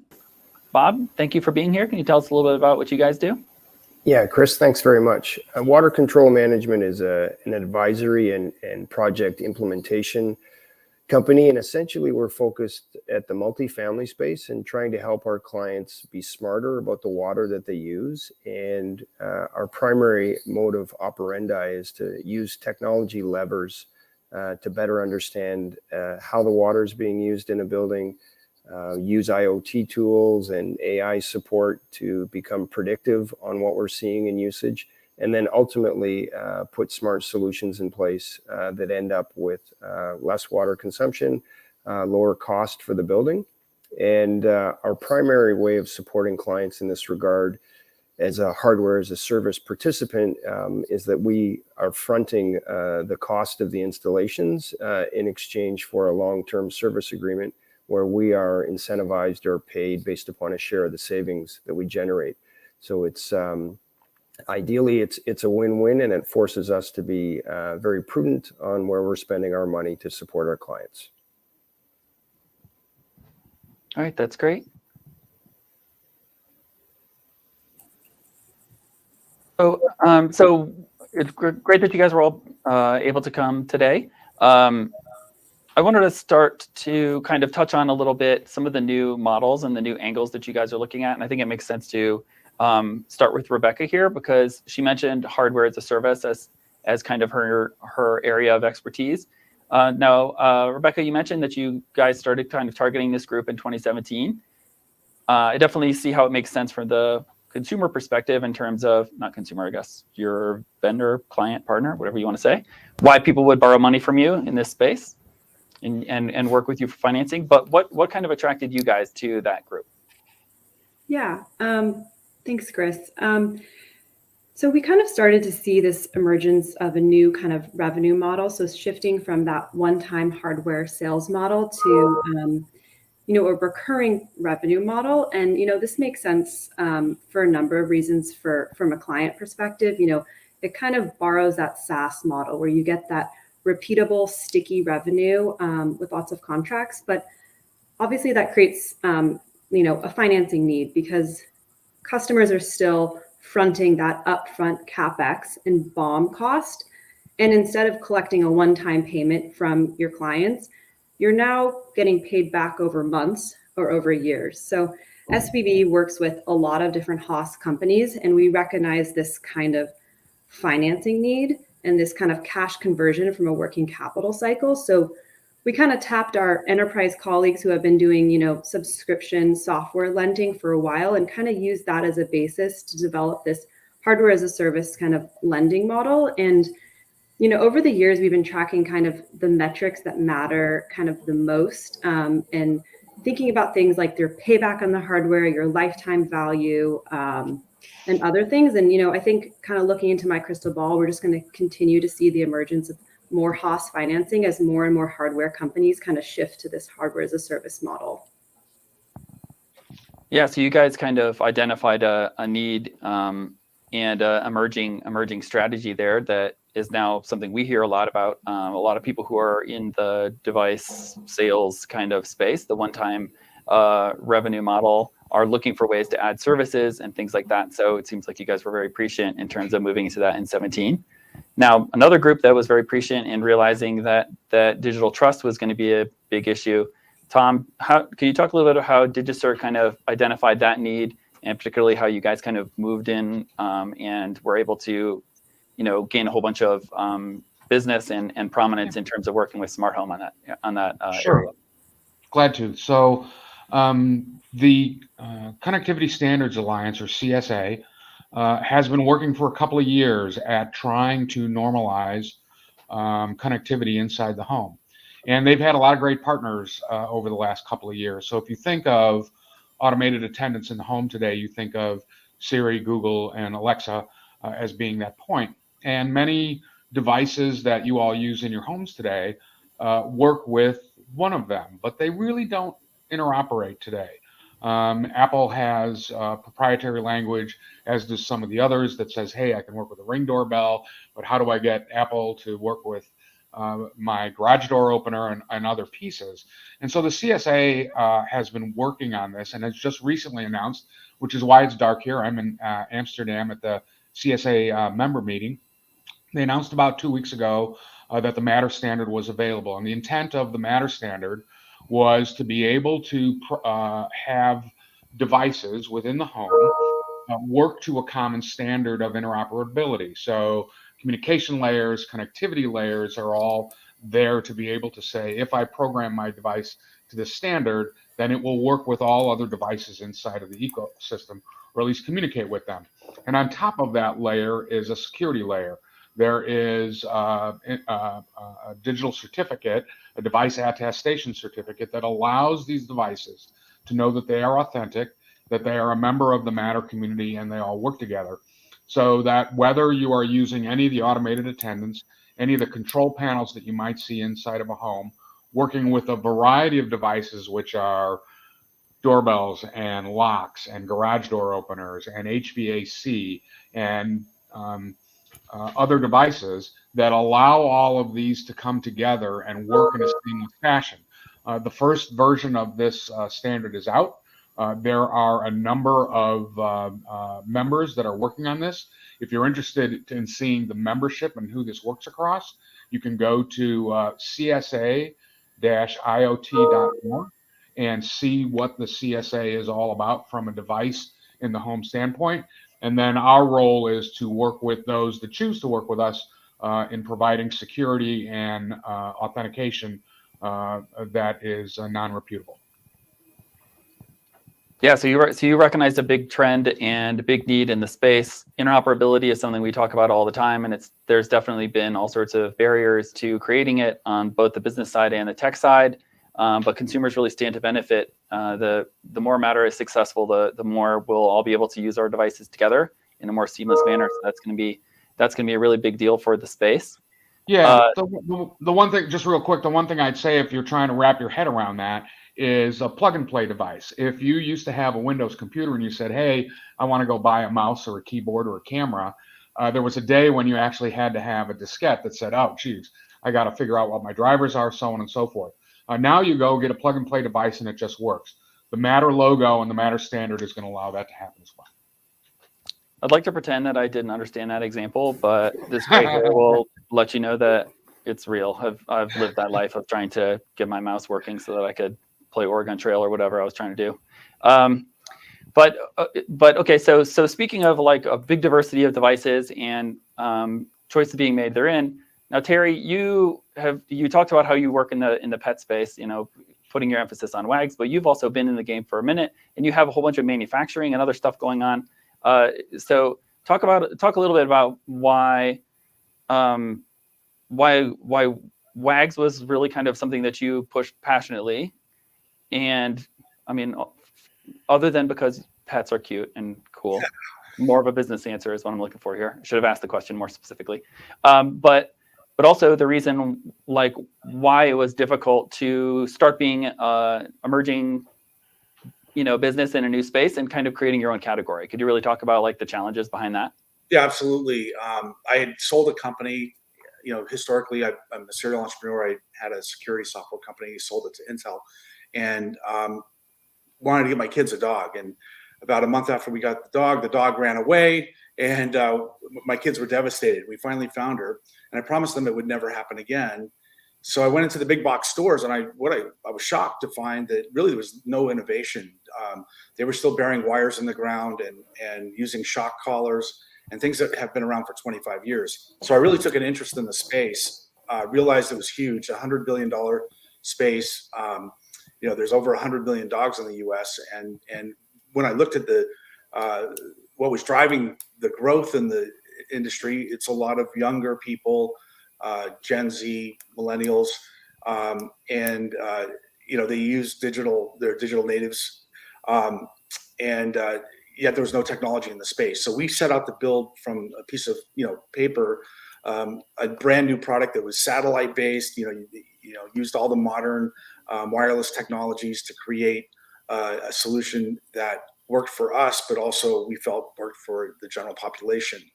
And out of the gate, we realized, we had to create a brand, because in the pet industry, as big as it is, it's over $100 billion industry. Most people don't know any of the brands outside of the food aisle. Most people have heard of Purina or whoever, but not too many brands in the rest of the store.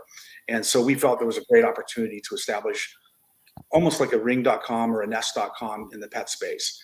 And so we built a strategy we called the Connected Home for Pets, and really kind of take over where Ring and Nest leave off. They don't address the pet, and huge opportunity. So, creating that new category was difficult, but, now it's being covered by most analysts. The space is, being recognized as the fastest growing part of the pet industry. And so hopefully I addressed the question satisfactory. Yeah, so you weren't just the nerdy dad that was going to try and be helpful. You realized there was a business opportunity after you saw such a big gap. Absolutely. And to Rebecca, Rebecca's offering, one of the challenges in our space, we're using cellular-based connectivity. So there's a recurring revenue model with our product. The legacy products, were just a transactional model. You buried wires in the ground, you bought the product, and that was it. Had to have somebody come to your house to install it. So this is kind of new, where it's almost really a cell phone for a dog. It has all the same connectivity features and operates much like a cell phone with an app, and it allows you to stay connected. So I'm very intrigued by what Rebecca's doing. We want to lower the barrier of entry for our customers. We're growing very quickly, and we do see, there is a segment of the population that doesn't want to spend $300 or $400 on a product. They'd rather pay $25 a month or $20 a month. So that's a really excellent solution there. Right. So, Bob, so similarly, I think if I understand your story a little bit, you also identified a gap in terms of knowledge and information that clients had around water, which is something that is important but kind of under discussed, I think, outside of just preventing leaks. There's also other aspects to water that has all sorts of implications in energy. So could you talk a little bit about how you kind of identified the opportunity to bring some expertise to water? Yeah, so my background before I got into the water space was in property valuation and essentially challenging the valuations that the government placed on real property to lower the property taxes. And so my pivot to water 4 or 5 years ago, I was looking at situations where the cost of that water was escalating, and the cost of the water was not something that was passed on to a tenant. So in the large multifamily rental apartment sector, it's the landlord that picks up the water bill, and there's no way to manage the behavior of the tenants that are using the water because they're not paying for it. And so we started to sort of migrate from a situation where the owner would get a water bill once every 30 or 60 days. And if there were usage problems, he was looking in the rearview mirror, and sort of played around and found some solutions in the marketplace that are IoT based and measure that consumption down to the minute, hour, day, and that information becomes predictive in nature. And so it can alert and notify. And so we started by providing information through a monitoring service, and then the market came back to us and said, the information's great, but what do we do with it to put it into effect. And so we added a service layer that had us essentially providing recommendations and implementing conservation steps to reduce how much water they use and or prevent issues from arising in the first place. And so started with data that gave the owners insight that was previously missing. And in a large part, based upon how the assets are owned and managed, it's unfortunate, but they don't trust their own people to act on the information. And so the market was saying, great data, can you do something with the data to help us? And so that's where we sort of go the last mile and are doing actual work in the buildings to solve those problems. And the other element was it's an old industry, not very welcoming to innovation and very used to stable expenses, collect the rent, and it's a very traditional model. In today's world, particularly in the large market where we're in, there are restrictions on revenue, meaning the landlords have government regulation on how much they can increase the rent. So in today's environment with inflationary costs of 8 or 9% year over year, they can only raise the rent 2.5%. So they've got big portfolios and they need to focus on expense reduction, and water for a variety of reasons is going up in cost. And so the market has really raised their hand and saying, this is where we want help. But not being very innovative or accepting of technology in general, the real estate sector, it's been slow. Everyone sort of is in a position where they want to be first to be second. So I believed in the technology and I believed what the insight could provide in terms of results. So we developed a model where we put in our own money into our clients' buildings in exchange for a service agreement. So generally they're 7 to 8 years in duration, and we're responsible for essentially delivering efficiencies in the water, and we get paid based upon the savings that we realize from those efficiencies. Right. So the market kind of pulled you into this position where now you're adding value based on your own expertise, which changes your revenue model, to your point earlier, but also in a way creates kind of a moat around your business, which is important whenever you're kind of moving into a new space to be able to argue that you can protect yourself. So could you so I'm going to stick with you for a second here, Bob, and just kind of ask, can you talk a little bit about how you use your kind of advisory skills and the power of Bob, like we're selling Bob a little bit along with devices and the brand to, kind of keep imitators and competitors at bay? Yeah, so the interesting part in terms of initially engaging with that new customer or client is the willingness to co-invest with them or, be a leader in helping solve the problem. And so in that particular context, there's no stronger testament of your desire to help than putting your money where your mouth is.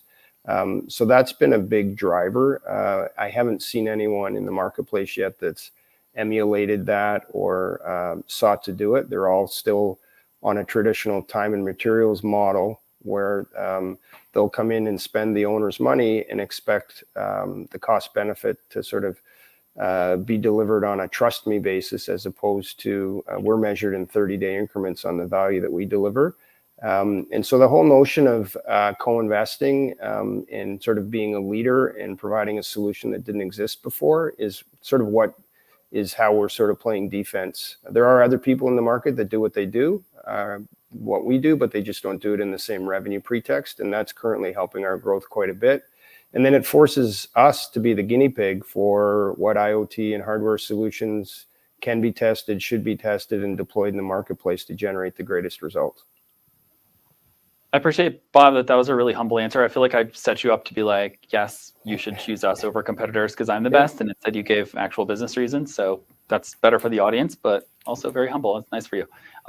Thanks for doing that. So Tom, I wanted to ask you too. So you guys have kind of a little bit of a different perspective, I think, where you're establishing a place and maybe you feel differently about competitors. I feel like when we've talked in the past, you've been kind of happy with the idea of more attention being brought to trust to the software space. Is that fair to say that rather than trying to kind of occupy the space by yourself, you'd rather just kind of grow the pie in general? Was Tom frozen or thoughtful? I can't tell. You're frozen. Okay. I think it's sorry. Are we back? Oh, there you are. Are we Hi. back? Yeah. I thought you were Sorry listening about that. very That might have closely to been. my very clever question, and instead you were frozen. But thanks, you're back. Did you hear No, what no, I asked? I heard you. I locked up here. I Okay. apologize. Again, I'm remote in another part of the world, but Okay, we're stop okay. bragging about being in Amsterdam. Like, we get it, Tom. Yeah. You're cooler than us. So it really, there's a number of good security companies out there that do a variety of things at different layers in what happens inside the marketplace. And we think it's a good thing for consumers to feel that there is trust inside their devices, that manufacturers are working together on some common places. And I think one of the trends that you're going to see, we see it very heavily in Europe and in other areas, is that there's regulatory functions that are driving security and privacy. And so there's a very active participation for security providers such as ourselves, so trust providers such as ourselves, the government, utilities, manufacturers, OEMs, and in different places they have different rules. And so being able to provide this, I think, granularly helps the industry out as a whole. It's a higher level of trust, whether you're taking care of your own water supply or taking care of your own pup. You want to be able to know that those things are within your control. And so as a result, I think high tide lifts all boats, and it's good to have folks that are challenging each other inside of that space to make a better product for the consumer and a better product for the community. And we're good with that. And it's why we invest times not just in what we do and the technology we use, but in standards boards that are setting some of this. And we're saying, hey, we think a really good bar is here. Often when a product comes to market, it's a little bit lower because everybody's trying to catch up. But we do want to set that high bar and then continue to press on that. Yeah, that's cool. I mean, it's going to be really important, as this space continues to grow for people to be doing that work. So I appreciate you guys are working to build that space. So Terry, you guys are also working to build a space, but that does mean that you're working to get investments. You're pitching retail on new technology that maybe they're not familiar with, and that's not always going to be the easiest experience. Could you talk a little bit about your kind of experience working either up or down the chain, working with competitors or partners in terms of trying to grow the connected pet space? Yeah, absolutely. So there's a high level of interest in kind of connected pet right now, and most of the retailers, most of the large companies such as Petco, PetSmart, Target, obviously Amazon, Chewy, they're all super interested in this space. The challenge is that the buyers inside those organizations are used to buying, leather goods, nylon, and other pet products that come with a much higher margin. And buying a technology product is a completely different animal. And so there's a lot of maturity that has to happen within that retail channel to be very successful. We're finding greater success through the mobile carrier channel because they're accustomed to selling data plans and this type of product. The other, issue obviously within kind of bricks and mortar retail is that, oftentimes they're understaffed. They don't really they have a glass case over in the corner with all the expensive electronic stuff in it. And, somebody's got to find the key. So it's not always the best environment. So our business works really well direct to consumer through our own website, through our own channel, as well as through mobile carriers or Amazon and some of the companies that are used to selling this type of product. And as far as the competitive landscape goes, this market started off with basic GPS tracking. So there's a lot of companies that's what they focus on. My dog is lost. We wanted to take it to a different place, which is we wanted to actually contain the pet.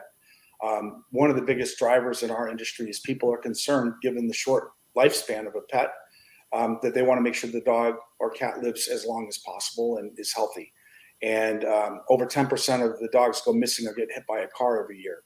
So we focused on the containment aspect of this, and that market was primarily, like the Invisible Fence company,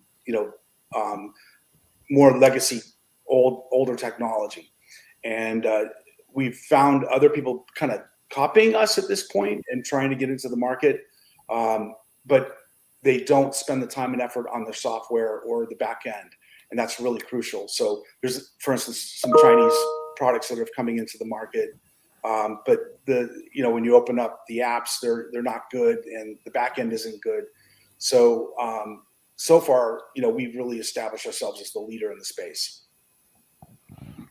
So Rebecca, you have an interesting position here because you're kind of charged with, identifying the best opportunities when sometimes you can't know tactically which is going to be, the better product under the covers. Like Terry's describing some bad devices that he comes across in his space, but you guys can't necessarily, you don't have a drawer full of gadgets that you play with to find out which one you think is going to be the best, and that's how you decide, right? You have to use more sophisticated processes than that, but it also creates a challenge. So I'm curious if you could talk about kind of how you evaluate opportunities in the market a little bit. Yeah, certainly. And I think one of the things I mentioned in the introduction is how SCB is kind of subsector focused. And I think personally focusing just on hardware companies and like connected homes and semiconductors really helps you narrow down your focus, because as a generalist banker, I do not know which dog collar is the best, but getting more expertise and ingraining in a certain subsector really does help that. And then, another thing that I think is pretty interesting is, every day we're seeing more and more entrants into every space, which really does force companies to differentiate in other ways, including their business model. So something that I think is interesting is we're seeing a lot of companies turn to the data that they mine to create new revenue streams. And we're also kind of really starting to see hardware break out from conventional realm into really new and exciting applications. So really focusing on that data to create potential new revenue sources in the future is something that we've been pretty focused on from like the hardware as a service lens. And then the other thing is just on the metrics side, really drilling into like the contracts, the payback, the lifetime value, and kind of the churn are kind of universal metrics that help us as kind of bankers have a baseline understanding of the different technologies out there. Yeah, that's cool, and that ties in nicely to one of our questions from the audience. So you mentioned the kind of monetizing the data that the devices are capturing, but that does always raise privacy issues, right? So I see a question from the audience says, how can you, so what is the role of security and privacy as it relates to partnerships specifically? So not thinking about the clients, but thinking about the partnerships that you're engaging in. Is there someone who can address that?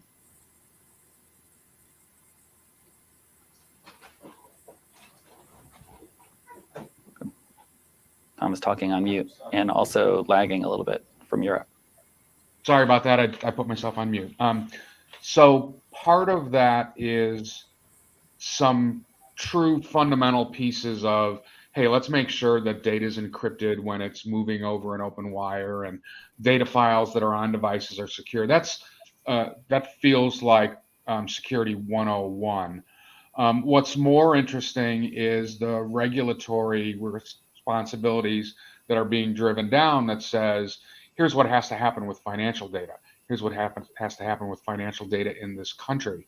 And in order to do that, systems have to be designed with some granularity and some mechanism to provide that security. And it can be complicated.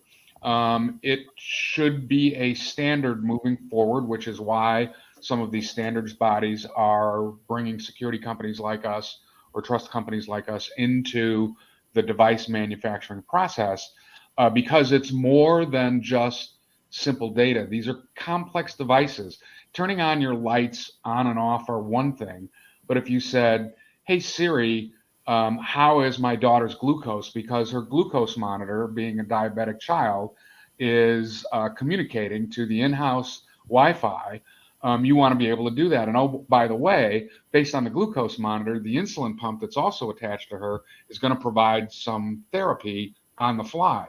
Now, the level of concern goes up dramatically when it's, can somebody hack my daughter's infusion pump on the fly and give her a dose of insulin? So these things start to stack up based on the types of devices, the criticality of what they do. For all of these purposes, there is a big, and in my opinion, and I'm in the field, there is a big emphasis on security. It's not just private data, it's the activities that these devices do for you today. So Bob, I'd like to kind of pose this question to you too as well, because you make decisions for your clients in terms of what devices you're putting in place. And as you mentioned, you're responsible for them on a deeper level. So could you talk a little bit about how you make decisions around privacy and security of those devices integrating, and then also maybe just talk about the challenges of finding devices that work together and making that happen? Yeah, so the large majority of the hardware that I deal with, recommend, and implement is coming from OEMs. And in fairness, as a implementer, reseller, VAR of most of this stuff, the extent of my concern or my client's concern with data integrity really is just me properly representing what are the inherent policies or practices that the original OEM has. For the most part, they're accessing the information on the OEM's platform. If they're API feeds, that's dealing direct with the OEM and the support. So from my business model, I'm insulating myself a little bit from that. I do run into a situation where I have multiple hardware from multiple vendors with different platforms in the same building. A lot of what I've been able to couch with my business is I don't have the end consumer interfacing with that platform other than in the form of alerts and notifications. So the large majority of balancing different systems and different platforms and different data feeds, we're able to shield from the client because at the end of the day, the client doesn't really care about the user experience or the interface. They're really just paying us for results. So it's not a matter if the goal gets scored off the guy's shin pad and in the back of the net, it's just how many goals you score. And so we've really catered our delivery to that. And the one advantage from my competitors is they're all married to one piece of hardware. And so as we come in as a VAR or a reseller, I've got a large laundry list or smorgasbord of options that I can offer to them. And that's continued to help keep the mold around what it is that we offer. So that people on an expensive budget can have full turnkey, and people that just want the bare basics also have options there. Yeah, that's cool. So one of the services you're providing essentially is protecting is kind of shielding the user base from the pain of dealing with the integration challenges and stuff. So Terry, I wanted to kind of go to you and talk about integration a little bit too, because you've built kind of a little ecosystem, right, through your various SKUs that you could have a single pet that has a whole bunch of different WAGS products serving them hypothetically, but you're also selling into brownfields in the sense that there are people that have existing smart home devices and maybe they're already trying to use their cameras and video doorbells and things like that to kind of track their pets to a certain degree. I could see there being interest in people kind of integrating those together, right? So could you talk a little bit about like kind of how you've made the choices to keep things kind of working closely together and walling the garden a little bit versus considering partnerships with people? I mean, I don't know what kind of offers people are making or whatever, but in terms of, tech development, you could decide to try and integrate more or less. So I was hoping you could talk about that a little bit. Yeah, absolutely. First, my background, prior to starting WAGS, I was the founder CEO of Nitro Security, and we sold our company to Intel Security, which is now part of McAfee. So my background in security is pretty deep and strong. And when we started WAGS, we built it from the ground up with a highly secure environment in mind, because anything that has a GPS functionality can geolocate your pet, but theoretically you as well. And there's just a number of things. We're handling people's payments. We're handling their a lot of personal information. A lot of data is being collected. So security is really important in our world. And as people deploy these technologies, they want them to interoperate with the rest of their smart home. For instance, if you've got an alarm system in your house, most people have to turn off the motion detectors because they have a pet. And so it kind of defeats a big part of that security that you would otherwise get. So wouldn't it be great if your security system was pet aware and knew that you had a pet and would not alarm, but if somebody else broke in, it would alarm. And so these are the kinds of things we're working with other partners on how to, kind of integrate the WAG's collar into their environment so that it interoperates. Another example is we're working on a smart dog door, and if you have a fire, it'd be great if the door would unlock automatically so the pet could leave. Likewise, that kind of pet door could also be a portal for package delivery. So if your UPS driver or Amazon driver pulls up, they could show the camera the barcode, and if you were expecting a package, it would unlock and let the package in. So there's a lot of interesting kind of interoperabilities that are super important. And our goal is to make our customers, not just have smart products, but we kind of look at it as a connected lifestyle. It's more about solving problems for them, but doing it in a highly secure way that protects their privacy and their overall safety. Yeah, so there's a really targeted question from the audience actually right on this too. What communication protocols are you guys using, and kind of why did you decide on using? I think you just use LTE, right? So our dog collar is actually pretty complex. It's got Bluetooth, Wi-Fi, oh wow, okay. NFC, and cellular.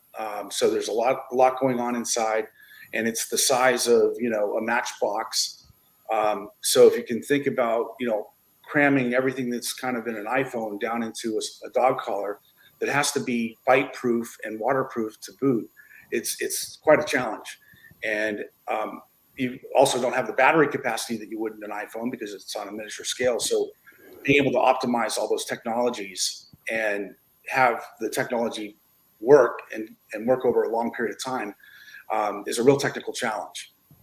So yeah, we use a lot of all the modern Wi-Fi technologies or wireless technologies. That's right. I didn't realize y'all had a bunch of radios in there. That's really interesting. So another follow-up question, because smart collars are cool. Why wouldn't we ask a bunch of questions about it? Audience is wondering about multifamily and how you could see the apartment living interaction with building management systems, things like that. Like how can this help my pet that lives in an apartment, my urban pets? Right. So I'm going to speak about our product, the Freedom 2020, the Freedom Dog Collar. It's not just about containment or living on a big farm or a big piece of property. It has a lot of health and wellness features in it as well. So people care about, how their dog is sleeping, how is their dog exercising, what kind of calories is it burning, how much distance does it travel. We even measure companion time, how much time you're spending with your dog. And what's really interesting is we're using Alexa and the voice tools differently than most companies. Most companies just use them like, Alexa, turn on my lights, or Alexa, play a song. What we're doing is all this data we're collecting on the dog, we're turning it around and we're giving your dog a voice through Alexa. So you could say, Alexa, how did my dog do today? And Alexa will come back and say, dog ate 500 calories, slept 6 hours, but you didn't spend any time with it. You need to spend more time with your dog. Of course, it doesn't sound exactly like that, but you get the point. Is we're trying to bridge this gap between human and pet communication using data and Alexa voice skills to allow you to kind of understand your dog's behavior. And that can be done in an apartment or, in any setting. And these are kind of valuable features that people really like. Great. Okay. So you're thinking of smart spaces, which is a great opportunity for me to plug. Next week, we're going to have a conference about smart spaces. We're going to focus on multifamily and small commercial to talk about how kind of connected devices work there too. And I wanted to, in addition to plugging that, also kind of pose a question to Rebecca. When you guys are looking at new opportunities, are you considering, the downstream effects in terms of who's going to buy the products? Is like whether it's specifically going to work in single family or whether multifamily, and kind of where is your interest? Where, to what extent do you see opportunities in one type of smart space versus the other? Yeah, that's a great question. I think kind of taking a step back, the first thing we're looking at is it B2B, B2C, what are the sales channels, like what are the lead generations, and then double clicking into that, looking at kind of the contract structure and how strong is that revenue. If you are selling it on a recurring basis, like how quickly can customers kind of cancel, like how baked in is the revenue kind of for the year, and looking at things like cancellation clause, like where's there room to upsell and create kind of either new revenue streams or enhance the product in different ways. So I think there's a couple different areas that we kind of focus on, but I would say a lot of the diligence would be looking at the different kind of contract structures and really who is that end user going to be. Great, thanks. Also, producer Rosie, could you show me the funding question while I'm talking to Rebecca about funding? Rosie, my co-host on the Connected Consumer podcast, is helping me with the teleprompter right now, and she says, trying to get new funding from new tech seems to be mostly successful, but then having the technology be incorporated into new products seems to be a huge challenge. Does anyone have any comments on best practices of getting sales once you're introducing new tech? So I was wrong in thinking that was actually about funding. There we go. Well, I can pipe in if you like. Thanks. Whenever you are trying to launch a brand or a new product, for instance, what we did is we started direct to consumer. We found some influencers and other people that could evaluate the product and give good reviews, because today everything is very review driven.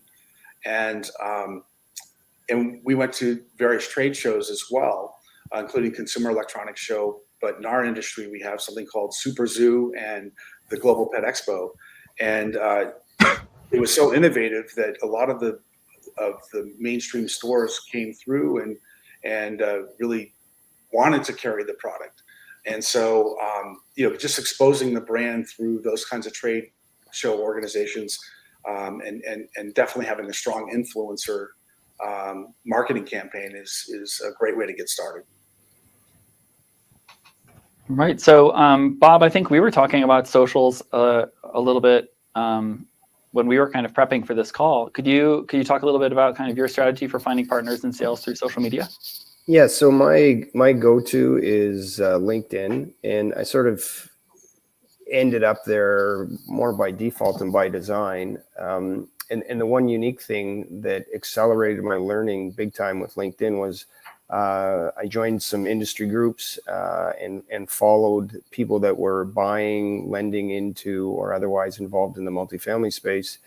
And there was a particular individual in there that ran a challenge where for 10 days, he would literally have probably 20 groups of 10 people that were curious and interested about learning how to maximize their personal brand or their corporate brand on LinkedIn. And so it was sort of a 10-day sprint with a particular challenge where you had to learn how to create engaging content. And then from there, I've just developed a whole toolkit of tips, tricks, essentially on how to work the algorithm. And at the same time, try and sort of express an interest in helping and supporting others. And it all came primarily during COVID, and up in Canada, our lockdown was a lot further extended. So the risk of trying new stuff and people being open to collaborating was much greater. So the timing was sort of neat as well. So I just sort of tried to jump on that bandwagon and continued to support it. And the phrase that I heard a little while ago that I love is your LinkedIn page or your LinkedIn profile or how you show up there is like a 24/7 trade show. So it's your opportunity to always be telling your story. And if you support others in telling their story, it's kind of reciprocal. And so I'm part now of a community that just wants to help others in that same community. And so that element of it, I probably get more from indirect referrals and supports from my LinkedIn community than from people cold calling and say, hey, Bob, I want to buy your stuff. Oh, that's great. That's really cool. I like how you said fell into it by default, as if you were like, I really wanted to do TikTok, but instead I have to do LinkedIn. I'm glad you found what works. And that's good. Yeah. That's good advice for the audience too. Certainly Parks Associates has a presence that's pretty strong. Elizabeth Parks, like a LinkedIn celebrity. Whenever we go to conferences and stuff, everyone's always recognizing her by face, and then I'm trying to get some attention right next to her. But okay, Rebecca, I found the question that's actually for you. Rosie queued it up for me. We got it. When thinking about investing in these areas, how important is the management team, given execution, is important to all this? How do you look at the revenue models, and what are you looking at in terms of what's most important when you're deciding where to invest? Okay, let's see if I can get all of that in my answer. Okay. Yep. First of all, on the management team, that is really important, especially kind of at the early stage. We tend to see the founders kind of acting as the CEOs and looking at kind of repeat entrepreneurs who have had a track history of exits or successful companies. That's a really great indicator. And then it's also looking at if you've raised kind of institutional funding and looking at the board composition and kind of the influence at the board level. And then on the revenue model side, maybe thinking a bit of the hardware as a service versus one-time sales. Thinking about the kind of subscription nature of the revenue and how kind of sticky is it? Like, are these customers signing up for annual contracts and paying each month, or can they cancel within 5 days if they don't like it? One of the things that we've found that a lot of companies do is kind of the pilot stage, and then have the pilot stage have an auto conversion to a full contract. And we've seen that be really successful. So once your company kind of hits the end of its, say, 30-day trial, there's an auto conversion. So there's not that room of negotiation or kind of unwillingness to convert to a full-time contract. And then thinking about kind of the payment dates and how much you want to kind of charge for your customers relative to how much you're spending on the hardware. So thinking about how long it's going to take to pay back the hardware relative to kind of the lifetime value of your customer. All right, great. I think the audience will be very happy to hear that additional advice. One more thing. So we kind of started off because Tom is here talking about Matter. We've talked about integration a couple times, a little bit here. And I mentioned that we talk about the tech giants too much, but I still feel like I have to mention them a little bit, at least. Terry, I'd like to kind of put this to you. The tech giants, clearly have enormous resources. They can move into any space that they want. You mentioned also some other big companies that work in kind of adjacent spaces, like Purina making a collar feels a little bit weird, but they have the money if they wanted to do something that feels like they could. So I was hoping to get your perspective on what role the tech giants can play in terms of potentially moving into your space, and kind of what is your kind of role in kind of either working with them or kind of fending off the incursion a little bit. Oh, you're muted. Apologize for that.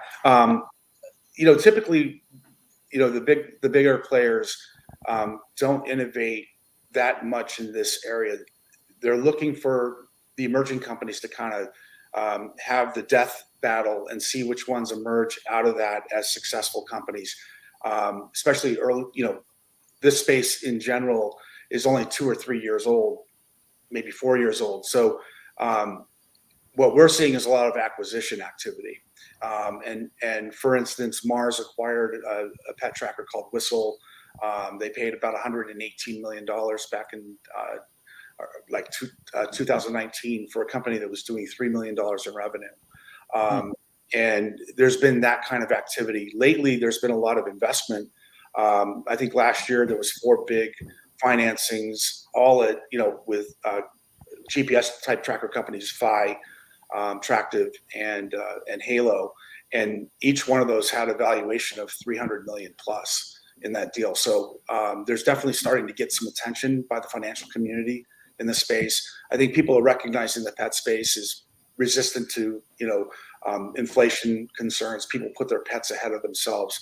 And during COVID, there was such a dramatic increase in the number of pets that it just, created a lot of opportunity for people, financial people to pay attention to this space. Did I answer the question? I almost forgot what the question was, Chris. I apologize. I was like, what about tech giants? And you? Yeah. So for us, for instance, we really are innovative, and we created an auto replenishment system, for instance. And Amazon came by our booth when we were at CES a few years ago, and they saw that what we were doing, and they convinced us that we should work together with them. And so we actually had the first fully autonomous self-ordering appliance of any type, and we incorporated their technology at the time called Amazon Dash. And that was a way where kind of what we're trying to do is in the pet industry, the food part of that $100 billion is about 40%. And a lot of people hate going to the store and carrying 40 pounds of food home, and so we're trying to automate that with a device that's aware of what you have for inventory in your home. And when you get low, we'll automatically reorder the food. And we get a percentage of that reorder as a fee. And so those are the types of ways we're working with, like Amazon's of the world, Chews of the world. And there's other integrations right now. I can't really give it all away, but we're working with a big wireless provider, broadband provider in the home, with a new way of connecting in your neighborhood. So there's just a ton of interest in the space by the big guys, and I think they're looking to kind of see who emerges as the big players, and then they'll make the acquisition. All right, that's great. Well, Terry, I hope you get to make a $1 billion exit, and we never hear from you again because you buy an island and move away or something like that. But in the meantime, thanks for joining us. Thanks everyone for joining us. It's been a really informative session. I would encourage everyone in the audience to kind of connect to and reach out to our participants here. I see a bunch of like very specific questions about WAGs, as if this is like a WAGs FAQ. You should buy his stuff, but also you can learn about it on the website. Also, Rebecca doesn't want to just give you money. That's not how this works. But still connect to people. Connect to us. Also, keep in mind that next week we have a number of conferences coming up that you could be interested in. So I want to call attention to Connection Summit, which we're doing today. Smart Energy Summit, which I'm very deeply involved in. We're talking about distributed energy. So everyone should be joining to learn about solar and battery. That's really important. And then Smart Spaces, as we mentioned earlier, that's just coming up next week. So I want to thank everyone on the panel today. Thank everyone in the audience for joining us, and tell you to please keep in touch. Thank you. Thank you. Thanks, Chris. Thank you. Bye.